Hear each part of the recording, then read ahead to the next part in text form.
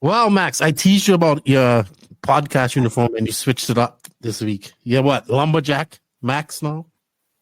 Yeah, I thought, because the thing is, that's my home outfit. But today I was out in the town quite a bit late.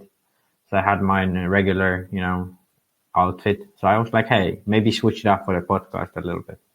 Got your hair all out, enjoying yourself. Yeah, people always get surprised when I have my hair out because I don't really have it out much. So it's pretty long, I would say. Definitely long.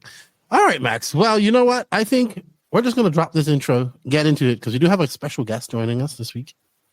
And we have some things to talk about. And you're going on vacation again or something like that. So let's just drop that intro.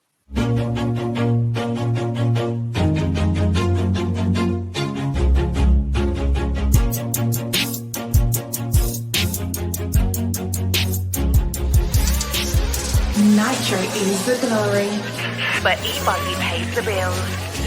Welcome to the No Name RC podcast. Get ready for some serious bench racing. But be warned, we speak our minds, express our thoughts, and sometimes things can get a little rowdy. Hate, and he just was influenced by the hate coming from the left, the hate coming from the right. And let's get back to more club racing and less of this grabbing racing. It's hard not to be arrogant when you're always right. See what I mean? That's exactly why people call you arrogant, Max. You may not agree with everything we say, but it's definitely worth a listen. And our pick, can you stop whatever you're doing? Join your host, Lefty the Great, with co-hosts and guests as they get together to chat RC. Hey, after that race that I watched this morning, I have to talk about it.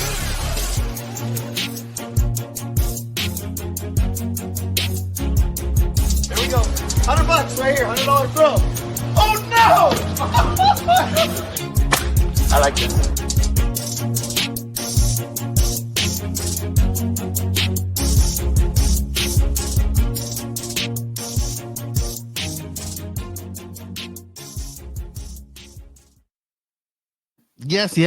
Yes, indeed. Nitro's the glory, but e-buggy pays the bills. What's going on, everybody? Welcome to episode number 274 of the No Name RC podcast. I'm your host, Keno White, aka Lefty the Great. To my virtual left, or that way, is a Lumberjack Max. New name for you. You're just ramping up these nicknames. Yeah, I kind of like that. I do have to say, I have not ever took down a tree. Well, I have, but like a small one, Okay. You're a tree destroyer. Alrighty.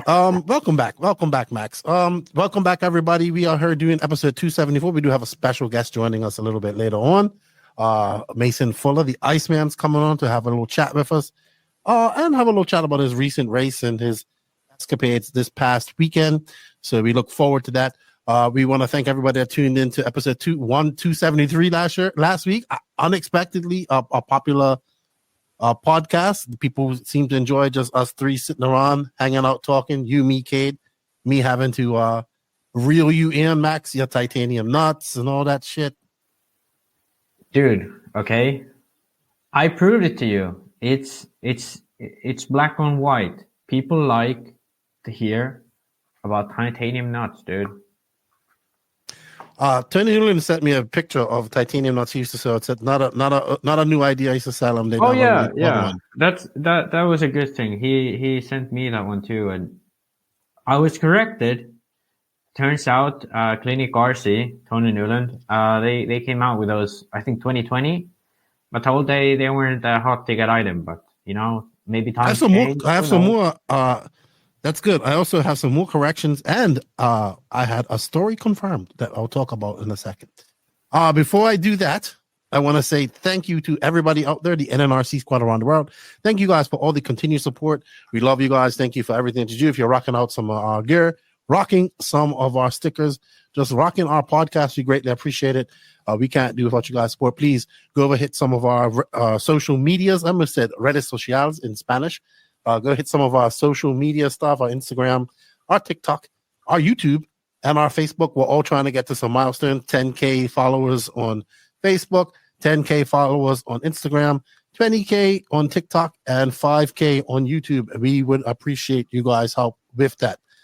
We do know some of you do listen to the podcast on audio only. We appreciate that as well too. Please leave a comment or a review there. Also, a big shout out to the YouTube members as well as the NNRC patrons. You guys go the extra mile, help us out financially. We greatly appreciate the support that you guys show us. You get things like early access. I'm actually going to start uploading some of the podcasts that I have been recording. I'm actually recording again tomorrow. To that, so you guys can hear them. And we greatly appreciate it. If you wish to become a YouTube member or a NNRC patron, you can. Links for that are in the written description of this podcast. Also, a big shout out to these companies for their support, for joining us in 2024. We want to say thank you to Invisible Speed. Actually, I think I have a package open from Invisible Speed. High Tech RC, Corsa Tech USA, Sidewinder Fuel, Mayako, Beach RC, Techno RC, Clinic RC, Stacked RC, Racecraft USA, RC Box Club, Call RC, Elite RC Productions did a great job this past weekend. Florida RC Championships, they also did a great job. RC Body Armor, shout out to my boy SJ Racing, Gene Strout at SJ Racing Builds, House of RC, RCGP. Shout out to our drivers, David Ronnefalk, Robert Batty, Alexander Hagberg, Matty G, Pecco, Ivan Unihotton, and hopefully our guest Mason Fuller will accept his knighting and doctoring into the NNRC crew. I hope so. What if he declines, dude? What if he declines? I don't know. I think I will be heartbroken because I have been such a big supporter of him. Yeah, you're gonna cry. We were like, before he had any big results, we was like, he's gonna be the next big thing. I have been a Mason Fuller fan for many years. Yeah. So I would be very upset if he does not accept the indoctrinating. I think there was a time in this podcast history where we were like the Mason Fuller fan club. So I think it's only good payback if he would accept to become an NNRC driver. But and Caden, we will doctor and Caden. But we need to ask him personally as well. So we need to get him on sometime. Yes, we do. When he's getting older now. All right, real quick, happy birthday, Mike Agar, Adrian Gibson, Carlos Goncalves, I think that's how you say it. Bill Lister, Kristen Strom, Mark Stiles, who I met, Anthony Bell, another medium racer, Creed Nally, Masami Hirosaka, he's like 52, 54, incredible. Hupo Hanago, that's another cool name in RC. Brandon Hilda and Will Sheffield, happy birthday to all of you that showed up on my Facebook. Well, I really wish Facebook would make that a little easier to find. You have to go back and search it on your phone. So much easier to say, hey, here's something on the side, birthdays. You can say happy birthday. Max, real quick. So from last week's episode 173, if you haven't listened to it, Max said something and I've sworn on it was bullshit. And he said that Disney about the Italian job race. I was like, no way. And it's like, I'm telling you, call tomorrow. He will let you know. So I messaged Mao immediately while we was doing that. And this is what he said. It wasn't Disney. It was, what's that? Paramount. Yeah. And so, but he says, well, cool. We have an understanding now. But yeah, it was called the Italian job. It was. I remember that. He got, a what? Don't use this name. And that's what I think happened to WRC, man. Had to have something. I don't know, but I'm pretty sure too. Something like that had to happen for them to change their name. It's WIRC. Yeah, because man, it was super confusing. Also, something that we had to be fact checked on was somebody let us know in the YouTube comments that the exchange for the slot machine 2 is actually over. You cannot exchange it no more. It was for a certain time. And now they're shipping out to people that I guess needed them. So you and Cade were wrong. I had nothing to do with that nonsense. Yeah, well, I kind of wasn't really... Like, my point was just that because on the Discord, we have had a few people who said that they have not heard from Horizon when they applied to the program and so on. So I'm afraid that there will be people, maybe they live in some area that Horizon is like, we don't give a shit about this area or whatever, I guess, that they just never will get it. So that was kind of like hey, if you haven't heard, now is the time they're starting to ship it out. So, you know, I Awesome. mean, yeah, but I wish they. I mean, I don't have any. I mean, he was wrong. That's all. He was just wrong. You was wrong. You was wrong. Just a minute. Well, I don't know. I don't think I was wrong because Oh I my didn't god! All even right. talk about that. Titanium nuts. Moving on. Real quick, let's catch up with you. You said you saw some real snow. Did you like see that snow? Like what? Pictures of videos of what Pecco sent me, like out there in snowshoes and stuff like that. No. Luckily not. But I went to, I went the last week and I went up north with my girlfriend. Her parents are from there. Well, I mean, by north, I mean like a little bit above central Finland. But I mean, it's still. So like does it stay 12 hours daytime drive. all day? Does it stay nighttime all day up there? No. Okay, Not so it's not like that. not like the absolute north, but like 5 hours from the south. And And it doesn't stay dark all night. not All day? anymore. The worst is like before Christmas. That's like the worst. Now it's pretty good actually. It's like until like 4. It's light And out. then it goes to daytime all day. Yeah. It'll be like maybe like I'd say May. Then it starts to be like light all the time. Yeah. But yeah, there was snow. Okay, so when you looked out the window, you saw fucking snow. Like stacked up against the window. Yeah. Like what? Almost what the fuck? 1.5 meters of snow. What's that? Like That's like 5 feet. Yeah, like 5 feet. Yeah. Yeah, 5 feet. So you have to shovel your way out of the snow. Well, not like every day, but yeah, they had been shoveled the way out. What does one do in snow like that? Well, I don't fucking know, and I'm really happy I don't live like above the sun, because since here where I live, it's a little bit of snow, but like where Joseph lives in like the coastal area, there's like almost no snow at the roads and shit, so it's like pretty good. Oh, you don't live near Joseph? Not anymore. My parents live near there. I live in the east. I live. All right, yeah, almost you in go in Russia. school. You go in school. Yeah. You go in school. How could I forget? All right. So you saw a lot of snow, and then you just were hanging out with your girlfriend's parents, being a vegan. Yeah. What if you had nothing but meat to eat there? What would you do? Like, I'm sorry, Max, but with all this snow, we only have reindeer balls to eat. So, and whale blubber. There aren't whales in Finland. There's ocean, right? No, I mean we don't have. You were a like, seafaring nation at some point. No, it was Norway and Sweden. We aren't like that. We have. Well, only use the nomadic reindeer herders that slept in tents and use hacky sacks with leather straps to fight people.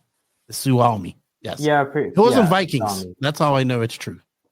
Yeah, but it's different. Like the OG Finnish people were like Sami people, which is very different from like the Vikings. I know they were very different. They were wore cloth clothing and no armor and they were kind of like the nomadics. American Indians, Yeah, they were nomads. I know. Yeah. I've been doing some research on them. All right. So what's been going on in my life is we got my wife. Yes, my wife. Oh yeah, I want a dog. Hates dogs, but wants a foo-foo, like she wants a Shih Tzu, and she finds one for a good deal. She goes, I'll pay half, you pay half. I'm like, huh? How do I get wrapped up in this deal? I have 2 pit bulls already. So anyway, about a day before I go away, we get this dog. She's named Linda, and it's a beautiful little dog. But holy shit, this dog is like a ball of energy from the time it wakes up to the time it goes to sleep. It's like my daughter. A ball of energy, non-stop energy. I was like, what are you doing? I said, I'm going to the office. I'm coming with you. I was like, I have to go work. No, I'm coming with you. I was like, no, you're not. This dog is just like this. This little small 6 pound, 3.5 kilo, maybe 7 pound ball of fur. Beautiful dog. Beautiful dog. And it's smart, right? It's pretty smart. It's fast. It's like bing, bing, bing, bing. And when you watch it, right, you see the hair go. It's like, So when it turns, like the hair turns slow, so you just see it, and the hair goes back, and that little dog just takes off running, and it jumps off stuff like it's spring up. Like, this dog's crazy. Then it's out there playing with the like my big pit bull bully dogs. So it's just out there playing with them, nipping at them, and I'm like, this little dog out in the mud and stuff. My wife was so mad. But this dog, look, dude, let me tell you, we have my wife, like her, like dogs do not come in our house, like period. I used to have, none of my dogs are allowed in my house. This dog, Outside dogs. yes, this dog, what? In my house all the time. I mean, I let them out because she can go out into the gate into the main road, but I let them out when I'm out there supervising. And then I take out the back sometimes with the big dogs because we have the. Anyway, just let's just know I have a foo-foo dog. I really like her. She's a ball of energy, but fuck, she's a pain in the ass. Hey, and you know who's stuck taking care of it? Me. Yeah. My wife says to me today, why haven't you trained this dog? I'm like, what? This is your dog. Like she's dead serious. Why haven't you trained this dog? I'm like, excuse me, this is your dog. And I'm like, I said, it's been about 3 weeks, 6 weeks now you had this dog. How's your love for the dog? Not that much right now. And I was like, but later on, anyway, yeah, that's a new addition to my family. And I'm sure most men who have gotten dogs with wives and children, and my daughter absolutely loves her, and my son loves her, and then yeah, everybody likes her, and she's just a smart little dog. So that's what's been going on in my life, and then I'm just been kind of hanging out with my kids too. So that's about it, man. That's about all that's been going on with my life, and of course, just following RC and recording with you and other people. All right, yeah. Max. I think that's about it for that. Okay, so we have some topics of the weeks here. So let's pay some bills and then come back to this. And I would like to say thank you to Invisible Speed for all their support. Actually, after this, I think I'm going to do a quick opening. I have a mail call real quick. I think I'll do that real quick. But we'll see. Let's see. Bringing this up. I'm just looking for this. Invisible Speed. There we go. Invisible Speed. You can find links for this. You can find links for this in the written description of this podcast. We have some affiliate links. It helps us out. Stop scrolling. You want to be Lewis Hamilton? Learn something new with Invisible Speed. You can't do everything at 100% maximum speed. You have to be smooth. I mean, when you drive a real car, if you drive a real car, how do you just, when you get to a 90-degree corner to turn into the parking lot, do you go like that with the steering wheel? Do you like slam on the throttle and the brake? No. You probably turn the wheel smooth and get on the throttle smooth. Same thing with an RC car. If you want to learn more and make your speed visible, stop scrolling. Stop scrolling. That's I don't know, like every time we do these podcasts so often now that like that's fucking in my head to stop scrolling. I know. Here is something that came in the mail for me. I'm pretty sure this is my Invisible Speed book 2 that I haven't even looked at the first one, to be honest. It's just been there. Can you it's read? Pretty. I can read. I read all the time and I'm dropping a poop. Oh yeah. So there we go. The second one looks much nicer, I have to say. Yeah, it's got color. I don't think the other one has color in it. Does it? Oh, it has. Like, it's very black and white. Yeah. This is very... this is very nice. Very nice. It's all in color. It's all matte. I think I might actually look at this. You know? He added some chapters with Pavel. That's good. I'm there too. At least I should be. I don't think I have the book, but I think I should be there in the aerodynamics chapter. At least. Did you make the aerodynamics chapter? I added to his shenanigans there. Oh my gosh, Max! I think it's chapter 19, if I remember correctly. It looks good. It looks a lot better than that. It's nice and glossy, you know. Yeah. And the old book is kind of flat, but this looks good. I'm glad I had it. I'm gonna have a look through it. I got this like last week and I just opened it up. So this is your Invisible Speed 2.0 added chapters. now available. You can actually buy it at Beach RC, Lutz RC as well. We'll put that right there. So maybe put it like that. You can pick that up from those places, as well as invisiblespeed.net. And check out the online course too. We have some affiliate links for that. Check it out. All right, Max, also got another one. All right, so topics of the week. Do you have that video or do I have to bring it up? Takeout in Sweden. I'm opening up another package I got here. I know what this is. I'll just open it up live. See what type of candy I got from Beach RC. Woo! I got some stickers from Beach RC. Thank you. And I ordered me some aluminum Techno shock caps for my MT410 because I don't like the plastic ones. So thank you, Beach RC. Ooh, what did I get candy-wise? I got a Sour Patch. When I go to Beach RC, dude, I go in the back and I eat so many of these. Oh yeah, they always have the candies. But I go right in the back and I'm like, dude, I'm stealing as many of these Sour Patches as I can. I'm like, go ahead, we have so many. Thank you, Beach RC, for all your support. We have an affiliate link for that. All right, so takeouts in Sweden again this past weekend at the Euro warm-ups. 10 scale Euro warm-ups. I don't know if I can present. I have the video. I have the video. Okay, show us the video. But this is becoming a thing, you know. There's like this, you know, rivalry or whatever. It's out there. It's out there. It's like back in the day, it was just like, oh yeah, these people don't really. They have a little bit of that. Whoa! Yeah, you can hear the moans of the crowd right there. So what we're looking at her is Jessica Palsson in that pink and white car. That's Hampus, yeah. In the green car. And Hampus had already won. He was in position where he could have won this, I think, or something. Yeah. So basically, you know, A1, Hampus had some issue. Jessica won that, and then A2, Hampus won it. So there was 1-1, but obviously Hampus had a, you know, DNF.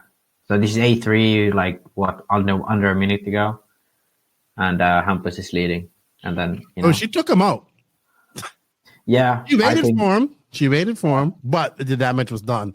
Ooh, Hampus was big mad. David was mad. You know what? I'm so happy that this rivalry is out in the open now. And now they don't have to act like we like each other when they don't, because we know they don't at all. Yeah. And now they're openly rivals, right? So we have the Padawan of David Ronnefalk, Hampus in this race. This is the same exact arena where it happened the first incident a few months ago. And we will have the Euros there too. This is where the Euros is going to be. This is her home track. I don't want to say more because, you know, I will be accused of taking bribes, and I'm not. I don't think that's what she meant with that. I think she was saying biased. Yeah. But, you know, who knows? I want to have fun with that. And, oh, man. It's out there. Like, the Ronnefalk Palsson rivalry, it is a real thing. Like, people, they do not like each other. They want to beat each other. And now Hampus is involved. The Padawan. He's got to defend the honor. I said, you got to, you know, and you know what? They told me that Palsson's going to be representing Poland for the Worlds.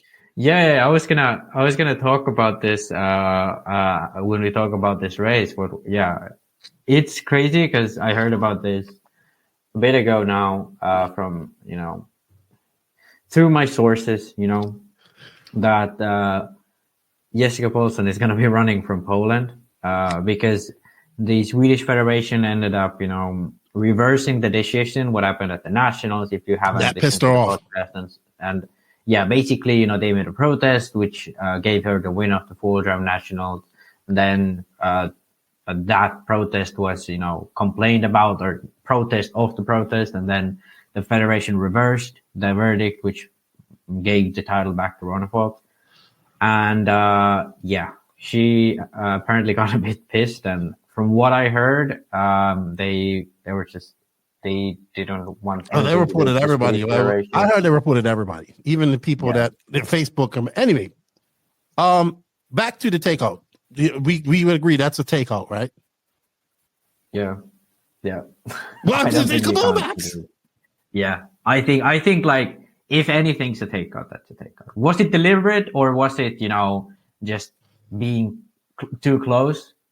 I mean, impossible to tell. But no matter what, It's always going to be deliberate, no matter what, in this rivalry. Always. Always. kind of, yeah, kind of. Even though I think it was, I don't think she did it on purpose. I honestly think she kind of just made a misjudgment. I'm giving her the benefit of the doubt. Yeah, I know Hampus and Ronnefalk don't see it like that. But we will follow this rivalry closer and closer as these like race more and more together. All right. Yeah. You also have we saw a glimpse of what Arizona DNC was. I assume you're talking about the FTC race. I assume like how the track was and all that stuff. We're gonna geek out on that later, but man, I remember messaging you and saying, man, this track's so awesome, right? And I talked to Tony Noonan about it. He told me about it. He enjoyed it. I listened to Wheel and Trigger this morning. They had Nick Hernandez on there from TZO. He was talking about it. He said he reiterated a lot of the things that Tony said. And well done to Tony Schumacher and those guys. They did a great job. And I know you hadn't seen this track before, but Joseph's been on. This is the track where Joseph took the steamer and rolled over a Durango. Remember that video he made? He was at this track, I believe. Okay. So this track's been around for a long time. Yeah. It would be just like a Arizona DNC. You'd water. It's like it's out in the desert. It's not. It's about it's out in the desert. It doesn't have like amenities right next to it and stuff, but it's people camp there. There has electricity through a generator, water through water tanks and stuff like that. But I heard that the surface stayed consistent. The track was amazing. It was very slow, I was told. So, but the elevations and all that stuff, and just was told how the surface held up. Even though it didn't have a monster amount of entrance, but even just watching the race, I was watching it earlier, and just like how easy you pop up, and you're on top of that top level. I'm like, it's so easy to do. Oh, and it was Anthony who did the layout, I believe. Yeah, that's the guy did it. Yeah. Best layout I've seen in a long time. Oh, best layout I've seen in a long time. When I looked at it, I was like, oh my God, like, because that's exactly how DNC in Phoenix was. Crazy. Yeah, but smaller. I would say this was, we'll talk about it. All right, Max. With that said, let's go on to our next thing, and that's going to be, and this week's RC news is brought to you by High Tech RC. High Tech is coming in strong and in charge in 2024. With the introduction of our new suite of new chargers, the RDX2 200, the RDX2 800, the RDX2 4, which can charge up to 4 batteries at a time. Depending on your charger needs, the High Tech gets you plugged in with the power, multiple flexibility, the ultimate reliability you require. You can find links for all of the new High Tech products in the written description or below, or go to www.hightechrcd.com and look in where to buy. Thank you, High Tech, for all your continued support. They are bringing you the RC news this week. And we are going to start this right off the bat with 1/8 scale World's Warmup has been announced April 27th to the 28th. Casa Raceway in Sao Paulo. I was talking to them today. They're feverishly working on the track. There is a new website set up with guidelines on how to get there. I know there's a lot of questions coming up about importation, about visas needed for Americans and Canadians and Australians primarily. All that information will be provided very, very shortly on the website. Actually, we'll probably, by the time this podcast comes out, we'll actually have the website up in the written description. But if you're looking forward, I do know Ongaro is slated to go, as well as some of the other top South American drivers. I know Ronnefalk's talking about going over to the warm-up as well. So, yeah, guys are taking this serious. Warm up, man. Warm up. Like people, man, why can't Ongaro go over there and just make it 3 in a row? The way he's looking, it's probably going to be. I think Ongaro is by far the biggest favorite. I don't think anyone will be close. I think because when he went to Australia, he was by far the favorite. He was really in practice. He was the fastest. In qualifying, he was the fastest. Yeah, I don't think he DQ. Not going into the race. No, Lefty not is going. now. Yeah. But I think Radovan, it was more open. Anyone could have kind of won it. But I think now, yeah, it's. I'd be surprised. I mean, at this point, I'd be surprised if anyone else would win it. Obviously, it's the Worlds. It's 60 minutes. Anything can happen. But still, like Well, purely on pace, I think he's got it. it's gonna come down to a lot of if a lot of these American drivers go, which I hope they do. But I'm not even going to talk about it. Right I think they will. Like I'm going to think start I debunking think they some of the will. myths there shortly, with information on the website and stuff like that. All right, moving on. The 2025 10 scale IFMAR World Track has been announced. Let's bring it up. It is. When I saw this, I was very happy because it is an outdoor track that is going to get, like, Lummy. Well, they didn't say it gets to Lummy. Grooves up. And it's going to be outside. It's going to be, it's going to be on pin tires. Yeah. I think that is freaking awesome. Yeah. But outdoor dirt. Yeah, I think so. I actually thought about this. So the last time we've had 10 scale worlds outdoors and on untreated dirt was in 2011 in Vasa. So I think it's kind of crazy when you think about it, because people are always like, oh, we've gone away from dirt or whatever. But to be honest, it has been a long while since we actually had like this a track like that. Yeah. So, and okay, I want to like stop all these things of, oh, we're going to go back to mid motor or like we're going to back to rear motor even. All of this is nonsense. At this layout, people are going to be running their lay down or lay back gearboxes on their two-wheel drives. It's like, even if it's low grip, the corner speed is just so much better with the lay down gearboxes that there's just not a competition between the stand-ups and the lay down. Look at that. That's like that that's dirt. So you got to be corrected. The 2017 Worlds was on dirt as well, outdoor. Actually. No, but they treated with this sugar. Oh, okay. This is not treated, by the way. Yeah, so that was my whole point, because in 2013 they had sugar tracks, 2015 was Astro, 2017 it was sugar that they used on the track, 2019 it was indoors, it was effective like concrete, the floor. So this one is completely different. It's like 2011 it was in Vasa, it's actual dirt. Yeah, it's really like flat because they really roll it up with the rollers and it'll get grooved up. But it's still natural dirt. You'll have dust on top of it. You'll have pin tires. It's the real deal of 10 scale. Yeah, I'm excited for that. I am very excited for that. I'm excited for the people of Australia as well. And it's always good. Oh, that's a video. I don't want to watch that. You have a video link here. All right, up next, Hot Race coming out with carpet tires. Barcam Killick scene testing. Yeah, so Hot Race released it. I don't know if they have. I think these tires are still in the prototype stage, but Hot Race are working on some 10 scale carpet tires, looking a lot like the J Concepts pin downs and the Schumacher tires, but obviously their own design. And it'll be interesting because in Europe we pretty much only have Schumacher. All the other brands who make carpet tires are American, and in America they run the American brand. So it'll be interesting to see if Hot Race can kind of, J Concepts is big, getting bigger and all too.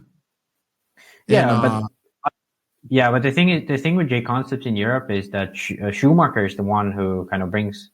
Yeah, they sell them. They sell them, and yeah, that's weird. I don't. So understand it's kind of like J Concepts probably won't get any like real competition with Schumacher. But I think Hot Race has a real chance because they've been making a big push in on-road as well. So yeah. TZO coming up with some tires too. I was listening to him on Wheel and Trigger. Nick was saying he's coming up with some dirt tires and some carpet tires as well. Yeah, that would be interesting to see how it will perform. There's Barkan Killick making this. This is a small track too. Yeah. Well, not that small. It's pretty It is small. decent. I mean, size. I would love to have it. It's better than nothing. All right, I but think it's can't pretty big. driving around in some random factory. I have no idea we're here driving around. Yeah. All right. Let's see. And speaking of Bert Anker, he was wheeling the new Mugen MBS1, I believe it's called. Let me make sure I have that right before I sound even more like an idiot. This one. Oh Okay. my God. What is this? This looks like titanium screws. Okay, anyway, bring it up, kid. Bring it up, kid. I would like to say that everybody is starting to get their Mugen 10 scale cars, and that is a big freaking deal. Yeah, that's a big What deal. is this, Max? Is this Okay. bloody titanium? New inertia tungsten countershrunk screws. Yeah. So, last week we talked about the titanium nuts. And they're light. But what if you want more weight? Well, now we have tungsten screws. You do know, by the way, because last podcast we talked about Simo Hauha, tungsten is actually heavy stone in Swedish. Tung means heavy and sten means stone. So tungsten is just basically heavy stone in Swedish. The more you know, guys. But we have those now. So if someone wants heavy screws, you can have them. And again, when we look at the statistics on this podcast, I'm pretty sure people will be like, this is the part I really enjoy. Was this your joke? This was my joke. Okay. You notice I'm not laughing. Not laughing at all. Not laughing at all. I know, All but right. the joke is that you aren't laughing. But everyone else here is laughing. We're just gonna go.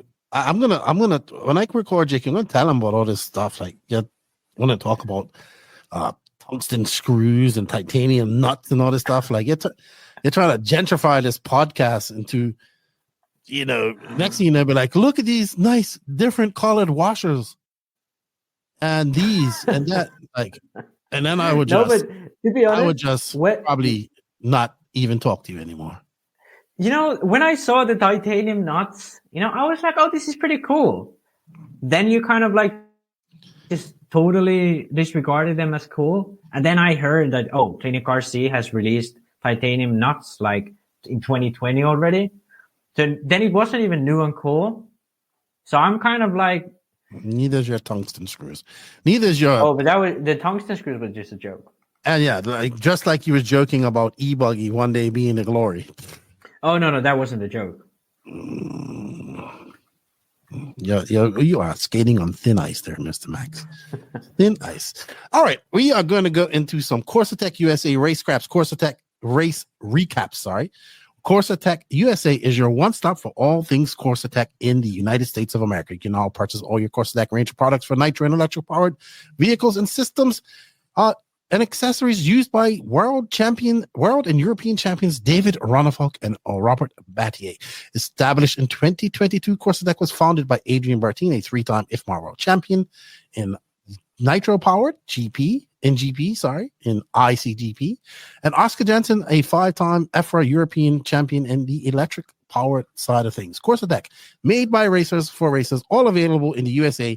You can find a link for Corsa USA written in the written description of this podcast. Let them know Lefty and the No Name RC podcast sent you, and get yourself some Corsa goodies. All right, up first, Florida RC Championships at Sundancers RC Club, Port St. Lucie. Once again, another sold-out event for my good friends at the Florida RC Championships, Gene, Patrick, Danny, and Lance. They had a little bit of rain overnight, so big kudos to the Sundancers crew. They was out there at 3-4 o'clock in the morning pumping the water off the track. Got the track ready by 9. They were practicing. They did miss one qualifier, but they got everything done by 11. Now this track, I want to talk about being out in the middle of nowhere, is out in the middle of nowhere. You could get attacked by a bear, a gator, or deer, wild hog, attack eagles, super snakes, cougars, panthers, anything that moves really and can kill you. It's out there, and it has a boat pond, but if my boat flips over, it's no way I'm swimming out there to get it. But it is a beautiful track. Let me bring it up. Do we have I'll bring up some of the live stream. It's that Floridian red dirt, man. It is this type of dirt that I just can't even explain. I'm looking for a daytime video of it. A little bit of a smaller track. It's run by Paul Coutu is the president. They had a great event. People had fun. In the whole scheme of things, it was some great racing too. So Julian Oliveras has kind of ran away with this the last couple of years. Trent's been his biggest competition. Well, Tyler Hooks was there, Sean Krause, and a couple other guys, and they made it a battle in Pro Nitro Buggy. And we saw new up-and-coming Nico Parra, who I have as Colombia's #1 RC driver. He got a top 5 or top 6 finish, and it's really good for him because he came up from intermediate. And a good nitro run for him, a good, just as I'm following this and looking at points and getting more involved in this series over the year, because I'll be at the 3rd round at Callahan. Man, it's really good to see the points.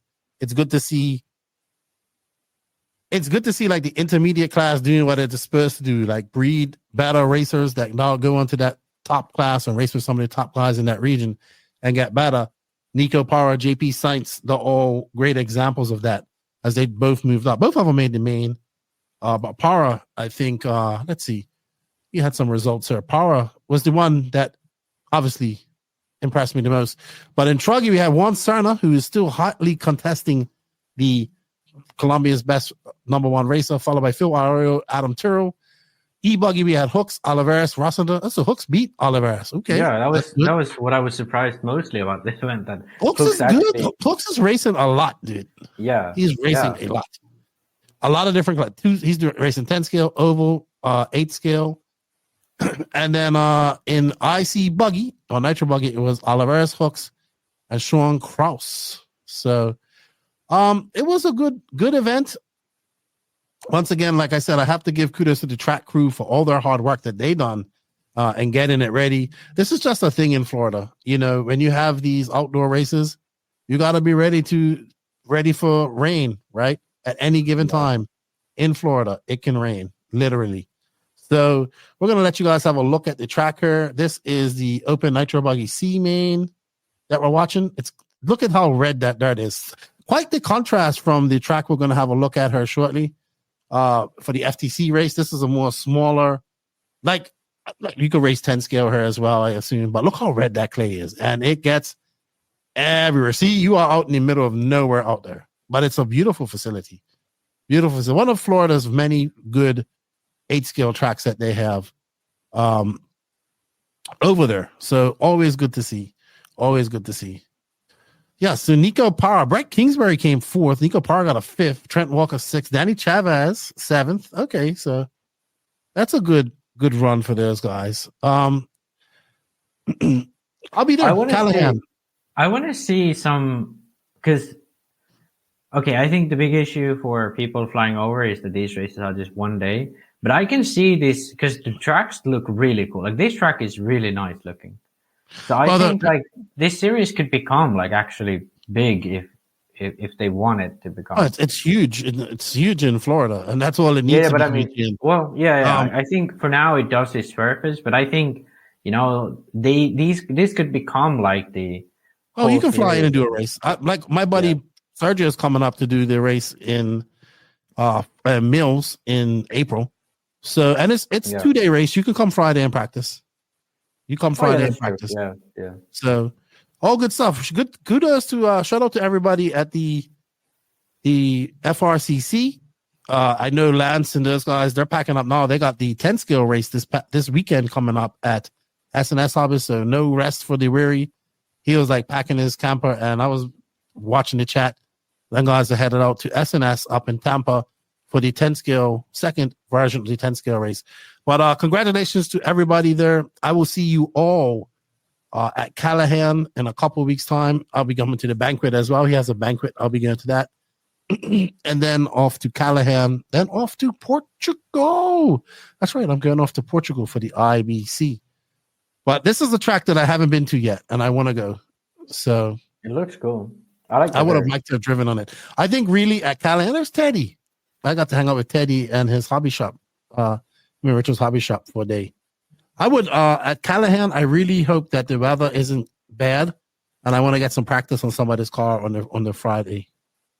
So I'm really hoping that. The last couple of races that I've had, the track, it's just been bad weather, so I don't want to take somebody's race time and take it away from them.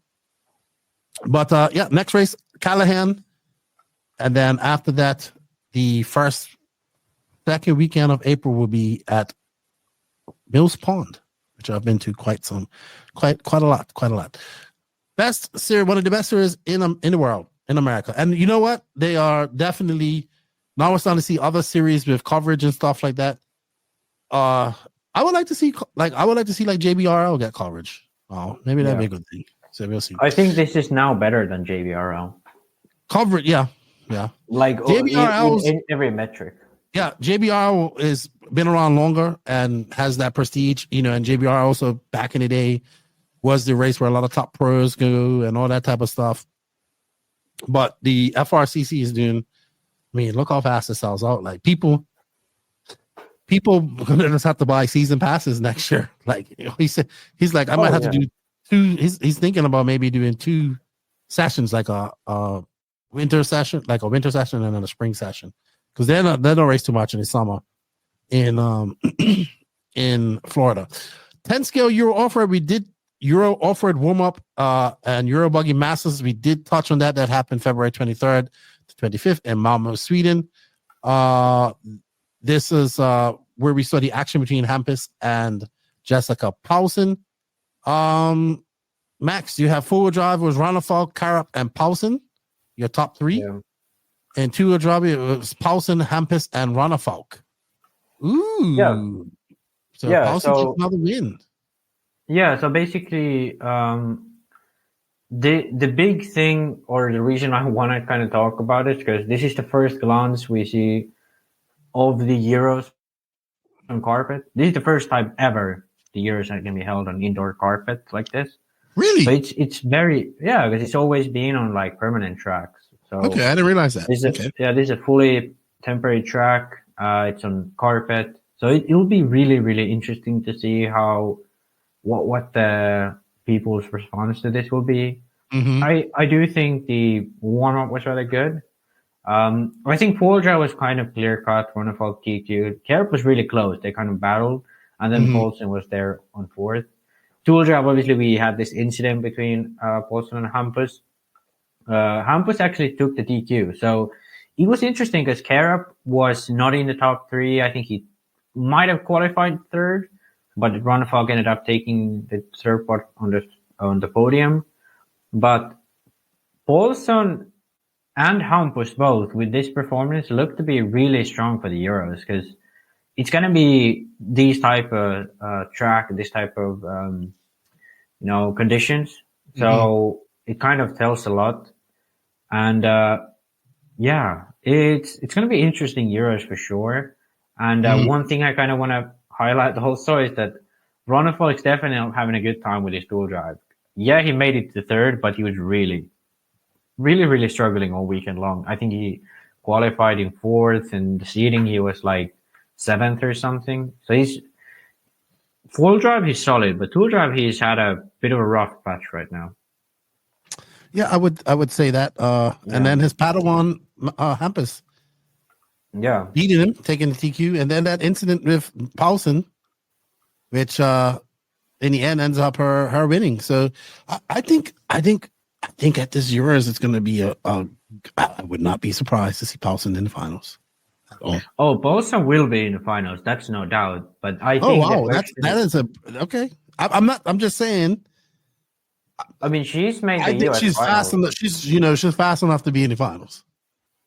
Yeah, but she's been in EOS finals multiple times. So when it's her home track, stacked, Max. It's gonna be stacked. It's gonna be stacked.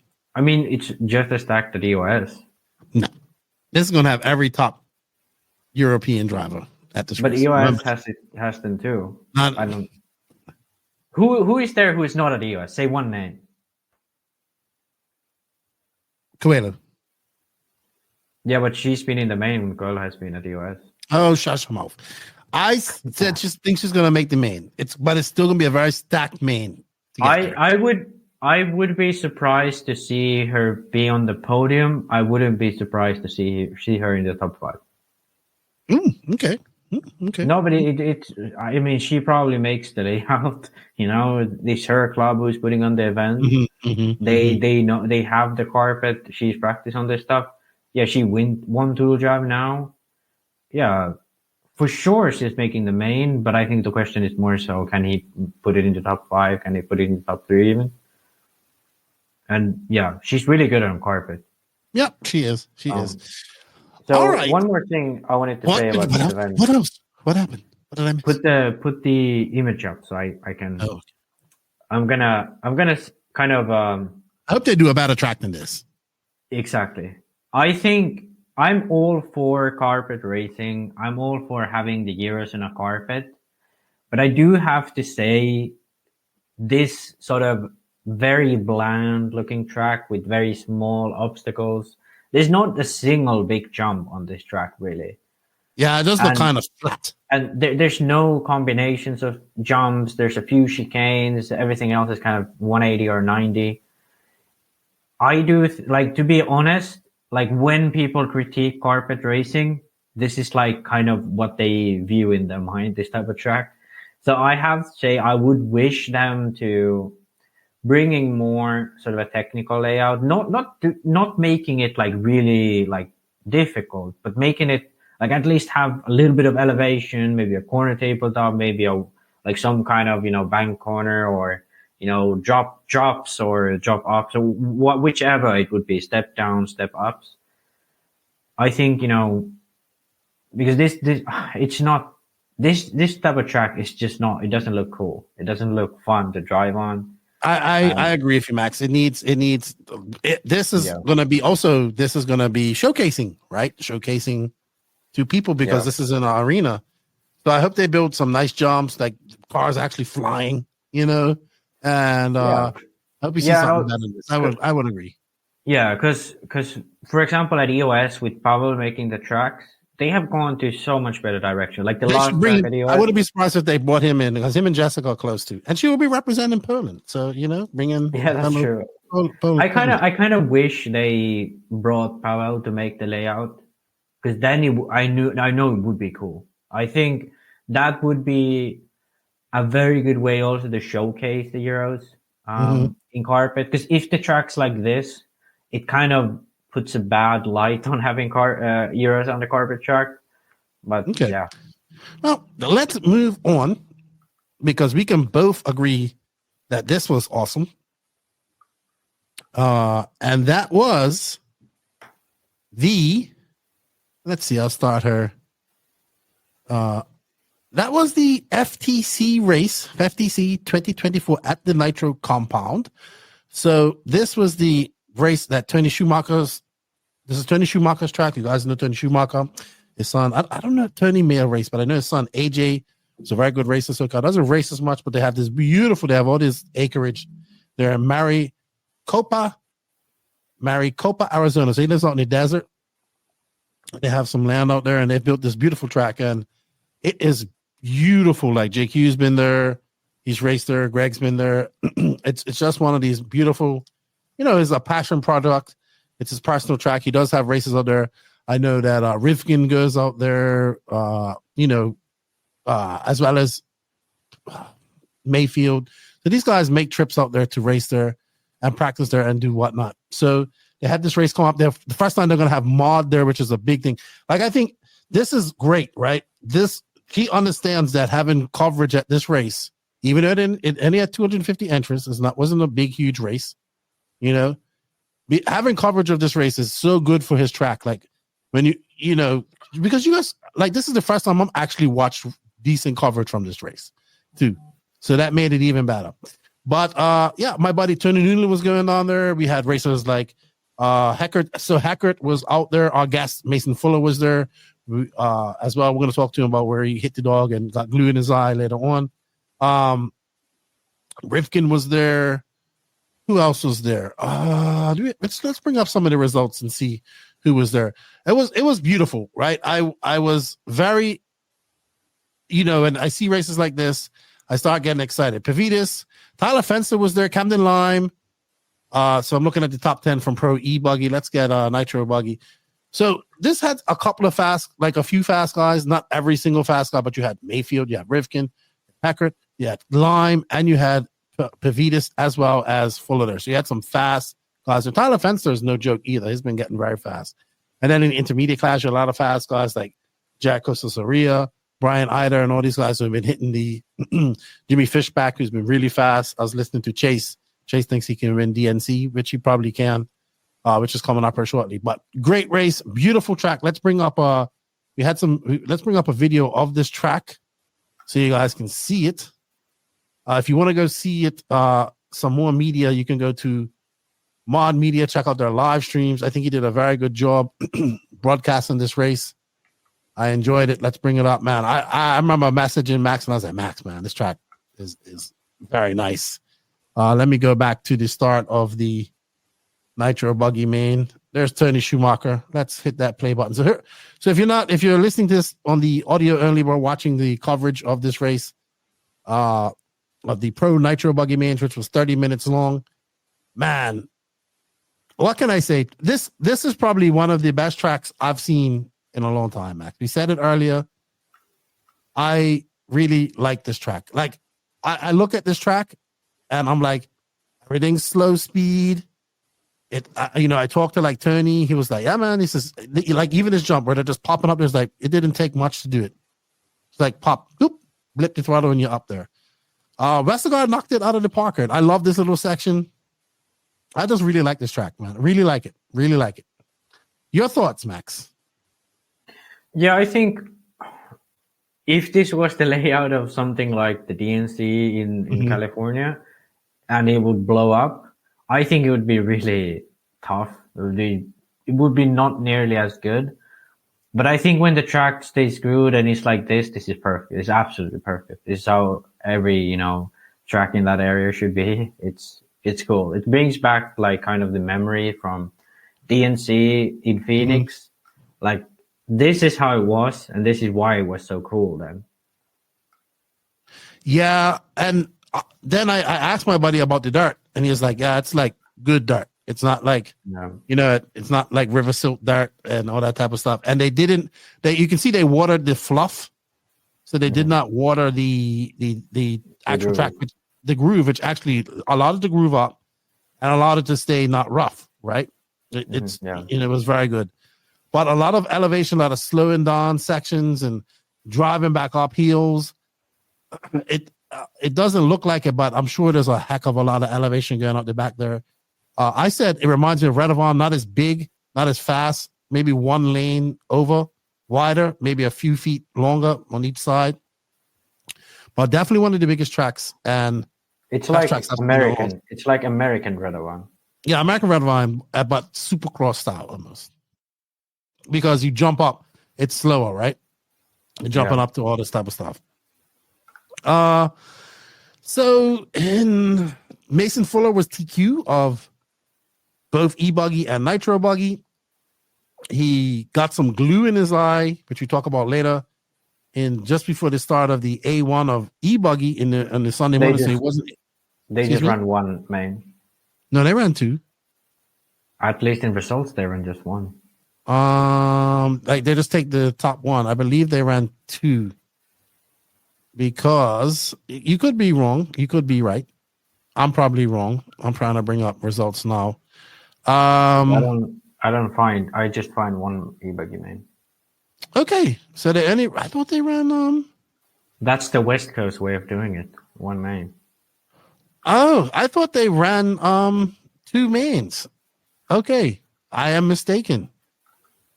Huh? Because I could have sworn I thought he came second. Okay, so I was wrong. You was right, Max. Only one A final, 10-minute A final. I do apologize. Yeah. So he didn't start that. Mayfield will win that. Spencer Hecker, Tyler Fencer, Joshua Vigil, Ryan Pavidis. Camden Lime on in A. Fuller did not start. But what we're watching right now is actually Nitro, and it started out for a good run. Fuller was in front, hit a dog. shortly into this, which eventually caused his pipe to come off, had to get fixed. He battled back. He had a little battle with Heckert for a little while. Heckert looked impressive. But after that crash with the dog, it was like nobody had nothing for Mayfield, in my opinion. And he went on to a comfortable win. Pretty easy win for him, I would say. With not having a deep talent pool, I do think Mason Fuller could have beat him at this race. He looked confident. Look at him driving right now. Very defensive. But that one mistake, man, a dog cost him. Dog Zeus. Yeah. We'll find out more about Zeus. He didn't get hurt. We know that. But, man, awesome race for not his first race, but I think Tony Schumacher's race that has gotten a lot of attention. Oh, yeah, for sure. First time they had this quality of coverage. And I really like, Dog. It's dog. Oh, yeah. That's crazy. We'll play it some more when we talk to Mason. So, yeah. I just look at this and I'm like, I really like this track.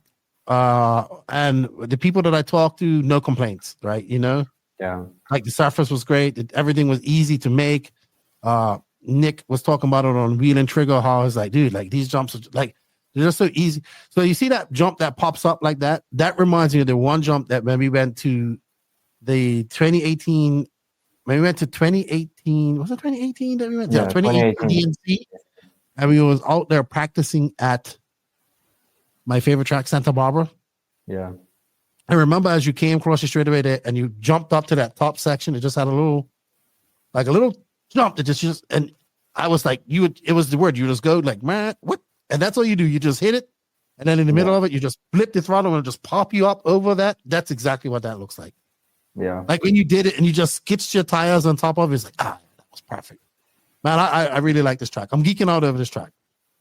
We go from Florida with that beautiful red clay, smaller track, to this monster track. Best track I've seen in a long time. I have to give it a lot of credit. As you can see, looking at the dog getting hit, Zeus.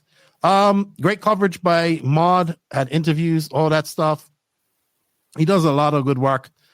I heard he might be getting the Fuel Nationals too, so that's good at HRCR. I enjoyed it. I enjoyed what I watched. Good job to Mayfield on winning this. Too bad Fuller got glue in his eye, and too bad of hitting a dog, but definitely would have put up a good challenge to Mayfield. But you can see right now, Mayfield's just on cruise control. Truey won 40 plus. Truey was racing, so he won 40 plus. Let's go see some more results. Anything else you wanted to say about this track, about this race, Max? Well, one thing that was weird that none of these guys ran truggy, and also Rip can only run nitro buggy. So I don't know why that was, like what happened. But I don't know either. Maybe they just didn't feel like running 3 classes. Too busy. Yeah, it could be just that because for Ripken and Mayfield, this is like a home race. Mm-hmm. They just didn't seem like traveling over, and then because they didn't run truggy, Fuller and Lime and those guys were like, yeah, no. Yeah. I think this is what you need to be doing prior to DNC. Out there racing, right? Yeah, 100%. Out there getting that race time under your belt. Yes, is this the most all right, so what the Motorama race? It was Hackert, Mayfield, Lutz, and a couple other guys, at the Motorama, but still race practice under your belt, real racing under your belt. Definitely something you want to do. So they go into DNC with this race under the belt. They'll probably take next week off or probably do something. And then they'll be out testing the weekend prior to DNC as well. Yeah. So this for me, this actually would have been the weekend of DNC last year. This was the weekend of DNC last year. Yeah. Crazy. You like this track, don't you, Max?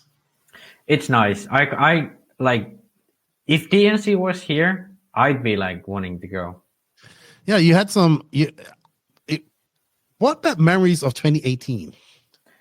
Yeah. And I like that type of track. Like absolutely love. It's the best type of track you can have because you have those big jumps, but they aren't like crazy. It's bumpy, but it's not crazy bumpy. It's the best combination of everything. It's kind of smooth to me.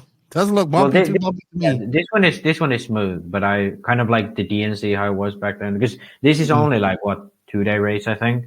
So DNC was 4 days, so obviously get quite a bit of more stuff going. But Yeah. Yeah. I miss it. I miss it. Kudos to Tony Schumacher and everybody that went down there. Everybody I talked to had a good time. I see this as being a great warm-up race or a race where people go to.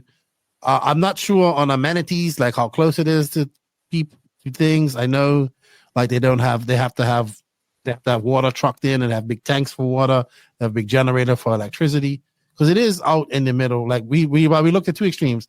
We looked at Florida where they have alligators, snakes, and bears and cougars and poisonous stuff. And then we're out in the desert and they have poisonous stuff too, like rattlesnakes and scorpions and attack rats and all this type of stuff. So both different cases, different coasts, good racing on both coasts of America. Red clay dirt to the like Everglades in Florida to out in the desert. And I heard beautiful weather, like in the 70s, high 70s was the hottest it got, which I don't know what it is in Celsius. So perfect weekend. I think perfect weekend of RC. I'm saying it because I wanted to. I look at this track and I like it a lot. I like it a lot. Well done to everybody there. Well done. Let's see. Let's look at a few more results here before we go anywhere. Nitro Compound, Open A Buggy Main. Yep, Jimmy Fishback, who's been on a tour. Ryan Reese, Jared Kazukaria, Chris Nelson, Aaron Jensen. So they say that Tony Newland, he finished. Where did he finish? I just saw him. He finished 11th out there trying out those new Sparko cars. Yeah, those things are everywhere now. Everywhere. Sparko is very popular. Well, congratulations to all the podium finishers who went out there and braved the desert. Had fun. It looked like a great event. Hopefully, I make it out to that track at some point. Max, we are almost to the end. We're not going to do any hot and cold. I know it's getting late. You got to leave. We are going to go on to our talk with. I think that's it, right? I think we're done with all races. Yeah. I think we're done. We're going to go. Really we don't have races next weekend either, I don't think. I can't think of any big. We have some races coming up. We will talk about them near the end of the podcast, what's coming up or in the future. But right now, I think our guest is here and ready to talk to us. We're going to go over to the Techno RC main interview with the Iceman himself. Hopefully, he'll accept our invitation to become a no-name RC podcast driver. Complete me. That's right, everybody. The Iceman. Mason Fuller. He's here in studio waiting for us. We're gonna have a chat with him. Thank you to Techno RC for all the support. Thank you to everybody for the I was good RC news. And let's talk to Mason Fuller. Techno RC. Techno RC is a championship-winning manufacturer of high-performance A-scale, 10-scale, nitro, and electric RC buggies and trucks. With a worldwide dealer network, USA and Europe-based headquarters, comprehensive warranty program, and global race support, Techno RC is excellence in RC. View the full lineup of Techno RC race-proven vehicles by visiting www.technorc.com. That's right. Thank you, Techno RC, for all your continued support. Let's get talking to Mason Fuller. Joining us in the virtual studio this weekend, who we've said his name many, many times over the years. No, not the first time he's been in her. I think he's been in her before when I did my youth program many, many years ago, youth conference. But we'd like to welcome the Iceman, Mason Fuller. What's up? How are you? Good. How you guys doing? I'm good. Are you recovered from Arizona this past weekend? Yeah, I'm pretty much recovered now. Got the eye all figured out. Look at Max. Max is looking at you like, I'm proud of this guy. You're looking at it like the same way you looked at Yuna. No, but we're here. Before Mason came on with Keenan, I said that at one point we was like the Mason Fuller #1 fan. Number one. I think I even have a Facebook fan badge for that. Yeah, yeah. I think so. It's cool too. It's kind of coming full circle, you know. What's going on, Iceman? So, of those you don't know, we've talked about Mason Fuller, the older brother of Caden Fuller, Team Fuller, as I talk about him. Was at the FTC race that we were just talking about earlier on in the podcast. He was there this weekend. He was very fast. I think he TQ'd both rounds of e-buggy and buggy. In his new rides, the SRX rides, he's made a change from that. There's a lot been going on with you. So we're gonna have a general catch up with you. I guess Max, you know you don't get to interview people so much, so you can go ahead. Ask him. Yeah. How's it going? So I guess we just go straight into everything. So obviously, strong weekend in some sense at FTC. So how was it? Did you have fun? How was the track? Yeah, I mean, me and Cam did. We geeked out about the track with Keaton. So yeah, go ahead. Yeah, so I went out there Monday, last Monday, and then ran a few days with Cam Line, and then got the cars pretty much figured out. I mean, going into the FTC, the cars are feeling awesome, so I knew I was going to be right with them guys. And then, yeah, TQ both classes Saturday, and then Sunday morning was gluing tires. Had a little glue issue with the eye. Didn't race the buggy. And then I had more issues with nitro buggy, but was able to still get second, so that was good. But yeah, I mean, it was a good week. Working in the cars and getting ready for DNC. Yeah, one thing I wanted to know was, because I can't remember now. You was at the DNC in Phoenix, I think, a few times. But how do you like this type of surface? Because I think you mostly race on like East Coast races, these indoor races, at least the big events. So how was it at this track? You know, more outdoor, more how would you say? I mean, it was packed, but still like rough type of surface. It wasn't really rough, which I guess I kind of like, because I was fast on that track, but yeah, it stayed the same like the whole time, kind of like the East Coast races do. Yeah. It wasn't really like a DNC, you know, where it gets rough. Yeah. It people said the grip was good. They did it in water, so that's why it didn't get rough. I saw they had one divot on that like jump back up, like that big jump where he jumped up to the back. I mean, there was a section. little bit. There was a little bit, but nothing like crazy. All right. So I guess the goal of this was to get you out to Phoenix, get some time on the cars, because you live up where it's cold. You're not getting the time in. And even though you went to like the Plex, you won that last week. You had some issues early out in qualifying. You had to come back from, but you still won. We saw you at SIC. You came third after some struggles, right? Early on, I mean, that was our you still came third. I know. Car, so. We're not criticizing you. We're like amazed at it. Like that's where we're like amazed at it. But FTC also, you hit a dog. That's the fun. I'm surprised Peter hasn't come after you. Can you play the video? I have it up here. I have it up here. Hold on. Yeah. I think I do. This was crazy. I've never seen it happen. I've had my dog hit. I had a little dog during at an RC track. Race. Never during yes, a race. well, we was practicing and we was up there. Yeah. And the dog, she ran onto this straightaway to try to bite a car, and it broke her leg instantly. Oh dang! And I was like, it was like dangling. I was like, oh no, I was going crazy. Yeah. All right, so let's talk about this track. So I was telling Max, I thought that this track was very similar to Redavon, right? Maybe not. Yeah. I think Redavon maybe was one lane wider, but I think about the same length as Redavon. And honestly, Redavon also went uphill.